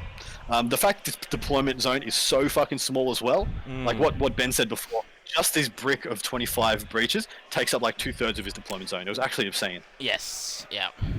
And then you got to try and get the Scorpiuses in there. You got a couple of big characters on large bases as well. You run out of room very fast, unfortunately. And the primary on this is really punishing. Like, I mean, this would be one where he'd be like pinching himself, wishing he took Stygies. I keep saying this because if he could have scouted 2 or 3 units of breaches up onto those mid-board objectives, or the objectives outside his deployment zone turn 1, it would have. Firstly, it would probably, if he was Stygies, it probably would have forced Dan to zone him off with the Nurglings, which means he would have picked up the Nurglings for pittances. I mean, he already did, but he would have gotten first turn charges on those Nurglings with the breaches and would have gotten an extension out of his deployment zone that way either, at the same token. Well, what it means you'd be layering an OBSEC across the middle objectives, and it'll just be a big grind fest in the middle. I feel like that would have been drawing into a grind fest for Josh would have been better. Yeah. Then because right now he's just been contained. He's been contained in the top. Essentially been contained in a Vanguard strike deployment. He's just been forced into that top left-hand corner and been contained there entirely by Dan. And that's just taken any chance he had of scoring the primary. Because I haven't said before, guys, to score even 5 points on this primary, you need to hold 2 objectives. Another 5 points if you hold 3 objectives, and another 5 points if you hold more. So this Dan going first just meant he just got complete primary supremacy. And of course, he picked secondaries to go along with that. He picked banners, he picked the scan secondary for the mission secondary, and he also picked, I can't remember what the last one was. Might have been engage. I'll get Benny to confirm that for us and what the final scores are on all those secondaries when he gets back. Eric and Liam both won their last games. That's a good win by Eric. I actually was a little bit worried for Eric going into this last one. The Blood Angels, they have 4 wins each, yeah. Eric versus the Blood Angels, Duck. Do you think that was a bit of a squeaky butt one for him? So I was having a bit of a chat to Big Geordie when Eric just ducked away from table to sec, and he made a rookie error, unfortunately.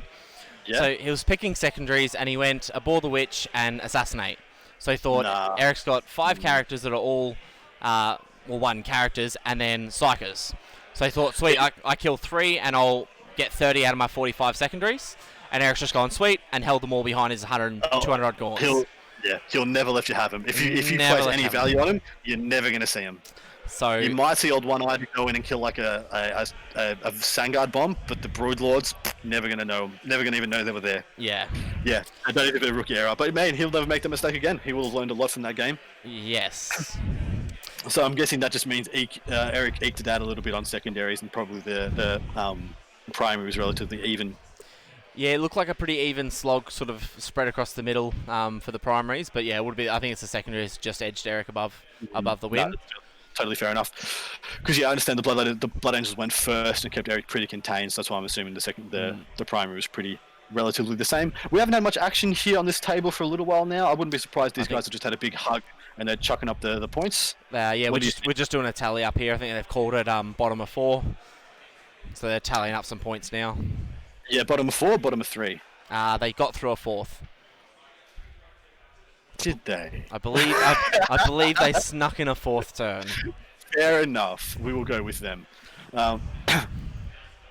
George just pointed out there's a big noticeable gap between the top 5 and 8 players and their battle points. Like a significant difference, around 100 points. That could just show the people who've been practicing and playing games every week, guys. I admit that I feel like I'm going to be really rusty when I start getting to play consistent games again, because I just don't have the reps. These missions are so much different to everything I've experienced before. Just feel like I need a lot of reps. How many games do you think you've played in 9th edition so far, Duck? I can actually tell you because I have the brilliant ITC app, which keeps track of everything. Oh, really? Not sponsoring this channel or anything, but well, the great thing about the ITC app is it keeps track of your practice games, your tournaments, and then your win rates, which is great. Is that using BCP or is that the Battles app? That's the ITC Battles app. Yeah, that's no affiliation with any of us. Yeah. Yep. So so I've played 13 games of practice, mix of Astra Militarum, Space Wolves, Grey Knights, Drakari as my opponents. Got an 85% win rate in those practice games, which is great. Yeah. But look, if you're new to this edition or you're just trying to get some traction, what I would suggest is, before you even pick up your codex, before you even look at building a list, read the missions that you're possibly going to be playing, or all the missions in the Grand Tournament pack if you have it. So read the missions, and then read your secondaries, and then start from there. Exactly right. So there's no point throwing in, like 2 detachments and 5 planes when you can't score any objectives with them, and you're going to give up 15 secondary points from Bring It Down. Exactly right, my man. Even more than the ITC, I feel like you need to optimize for these missions. The ITC almost made it too easy, though. It was almost really easy to optimize for missions, or to keep yourself under the giving away max secondaries brackets. This one, I feel like, is a lot more to it, a lot more interplay, a lot more getting it to sit exactly right, that it's still potent on the battlefield, but it's not just going to get crushed. That's why I feel like I really like Josh's army. Because, he has his 3 tanks don't give up big game, or whatever the fuck it's called. Bring It Down, yeah. Bring It Down. They won't give up max Bring It Down. You could go for. He has enough in wounds that you could go for the Reaper equivalent or whatever it is. Thin their ranks, yep. In their ranks, but the fuck knows you're going to get through 25 breaches in any kind of meaningful way if he doesn't want you to. And at the same time, he's got characters, but they're so insulated and at the same time defensible, with having 2+ saves on most of them except the Daedalus. That it's really hard to get assassinated as well. But and he's got the screens as well to make sure he always has a board presence for scramblers and things like engaging all fronts. I feel like it's a really well designed list. Now that's kind of the bone I had to pick with yours. I feel like this because the lack of OBSEC might mean that you might lose the primary more often than not. But I guess because you have packed so much firepower, that means you have the ability to pick killing secondaries and legitimately get them. Yeah. So what I was going with it was, when people pick a secondary, look, they're going to pick Bring It Down from my vehicles. So the maximum you can get is 18 points from Bring It Down. That's if you kill every single one of my vehicles. Most of the time, people ignore a drop pod because they don't really care about it. They try and use it to wrap and then bounce off of. So half the time, drop pod wasn't dying. Thunderfire very rarely dies. The planes are only 10 wounds, so they only give up 2 points each. Really, it's the Impulses Invictors that are like your juice. And they weren't really dying, so the Impulses were skirting. So I thought, the way I'm going to play it, it's probably not going to be too bad. Nice. Yep. I built my list to obviously be able to kill vehicles, so I can Bring It Down and reliably get as many as I could. Exactly right. And I'd really only build a list thinking of doing one secondary based, which is interacting with your opponent.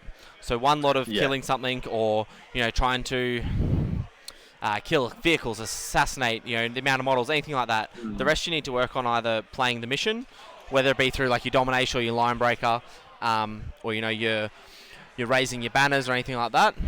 And then you sort of have like a little sleeper option in your back pocket. So I purposely didn't put a Psyker in, so I can go a Ball the Witch against things like Grey Knights. Yep. And it's just having those like second options.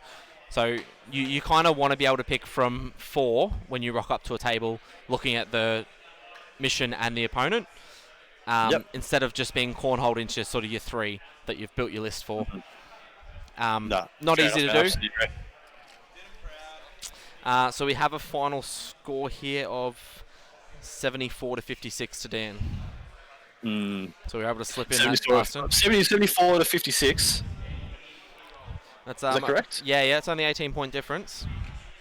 That's okay, fair enough. Cool. Well, good for them, man. That's more points than I thought Josh was going to get.